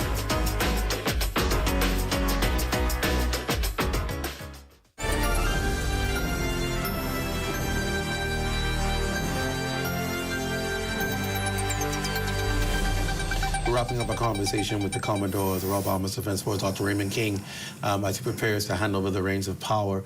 And there's an issue that I think about when I think about law enforcement agencies in this country and all that we face with law enforcement agencies, and that is the mental well-being of officers. Is mental health an issue on the Defense Force? We've experienced several instances where persons would have exhibited mental health symptoms. And that was why, in my vision, in addition to the access that the organization has, why the medical insurance to professionals on the outside, and we have used some of them in the past, to bring that expertise into the organization. So Dr. Knowles, a known psychiatrist, very critical to analyzing any cases or any concerns that comes up through the divisional system. Our persons really admit mentally they're finding the difficulty in terms of coping. And so we were able to give those persons direct counseling sessions, the help that they need. And then the psychologist, Dr. Delano Roll, he's also a part of that process and providing that professional service for our members. And so the mental health is real. Our operations sometimes expose persons the conditions the average person may not come in contact with. And so mentally, we have to deal with those issues. I've had persons mention to me recently that the exposure, even from Hurricane Dorian, and what persons may have seen during COVID-19 is still bothering them. So I would have had to direct persons through those two doctors to assess them, to ensure that we give them the help that they need. And so mental health is real, and that's why, in short, that we have those professional services here within the Defense Force. What about family structure? People often talk about it. It's been a systemic problem over the ages that Defense Force families are challenged because, one, you're away from families for a long time. Many officers, you're either out to sea, sometimes up to a month. You're on post, special assignment. Leaves of absence can come anytime. We just saw one last weekend, and maybe you want to address what that leave of absence is all about. Because people are thinking, no hurricane, ain't no war. Why is there a cancellation of leave of absence? But those things put pressure and strain on family structures. And I know a man like you, who's been very big on wholeness and wellness and structure and family and support, understands that. How are you able to strike a balance or bring some kind of intervention to those kinds of issues where families is challenged? Okay, I've done several things. One, thanks to the emerging technology, the Starlink technology, I was able to persuade the government to acquire in that technology that is now implemented and installed on all of our vessels at sea. And so regardless of where they are, they can get online, they can WhatsApp, they can video chat with their children and their families. So that connectedness is there. I remember early on in my career, you didn't have that opportunity. Once you went out to sea, they never really heard from you unless you had some shore leave in one of the family islands. Wow. So the technology and including that as a part of the services that we provide, that has helped tremendously. The other thing I would have done, and I would have alluded to earlier, the morale, wellness, and morale and recreational unit. That unit ensures the inclusion of family members, particularly of members who are deployed, and wholesome organizational activities. We just had the Family Fun Day and Stakeout over the weekend, and we've had a number of family-related events and activities. The other thing was the establishment of the Family Readiness and Support Unit. That unit stays in contact, particularly with family members of members who are deployed for those extended periods, to maintain that link with them, and they know that if they have an issue, they have a group of confidential persons in that office that they can speak to and get any help or assistance that they need. So those are three things. That Family Readiness and Support Unit, of which my wife, she would have done considerable work. While I commanded, she gave of herself. She was also critical in the Morale, Welfare, and Recreational Unit and the genesis of that. And the technology that we have now would have closed the gap considerably to address those issues of loneliness and not being able to speak or communicate with the family members. And it also goes further. Persons are now able to do online classes even while they are at sea. The advancement courses is accessible, it's digitized now, and so you don't really have to be here in New Providence to ensure inclusion in those programs. So that is how we would have addressed. That's awesome. Yeah.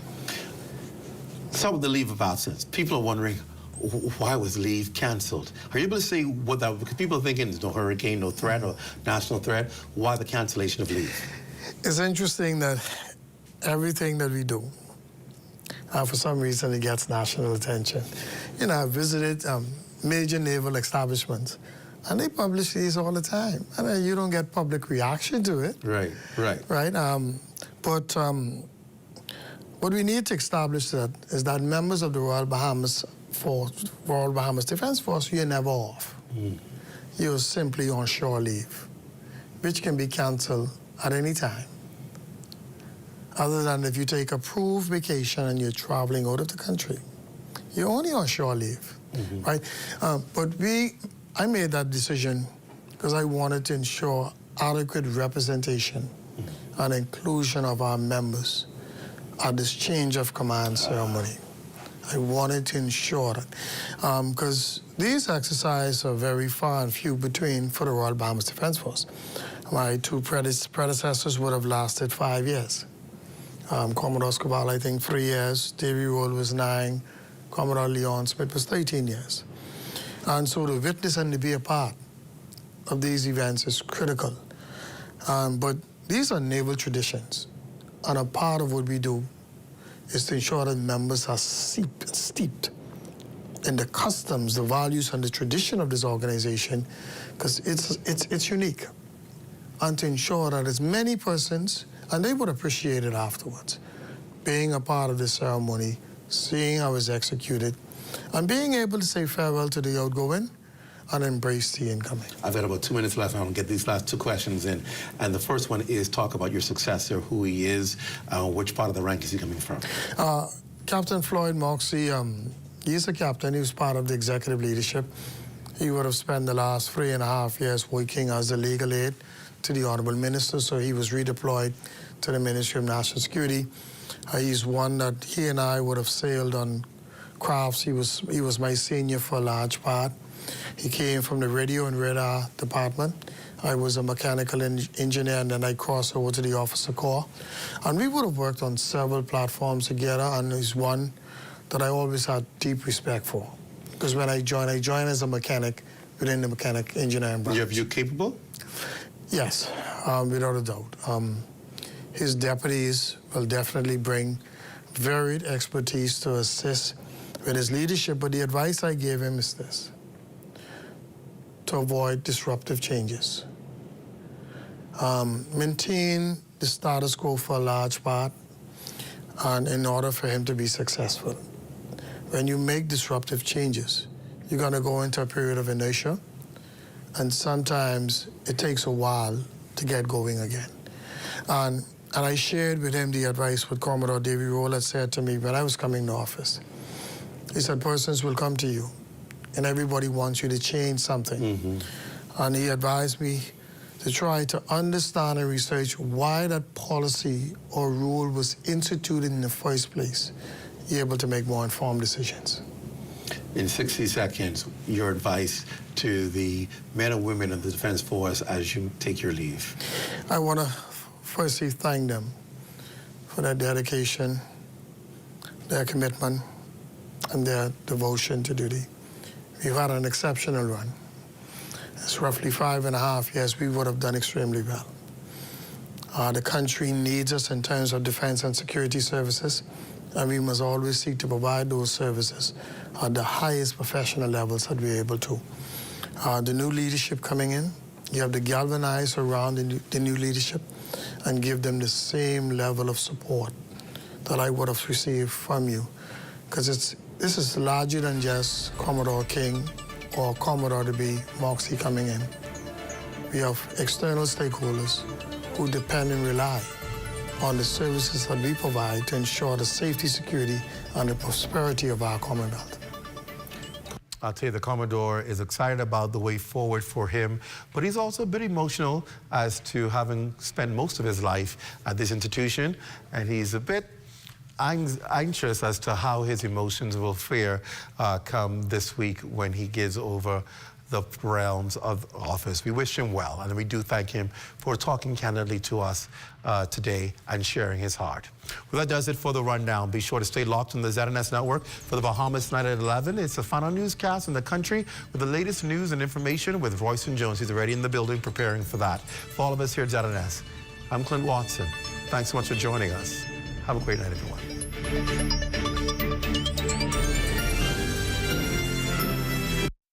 At Fort Montague, I'm Opal Roach. This is ZNS.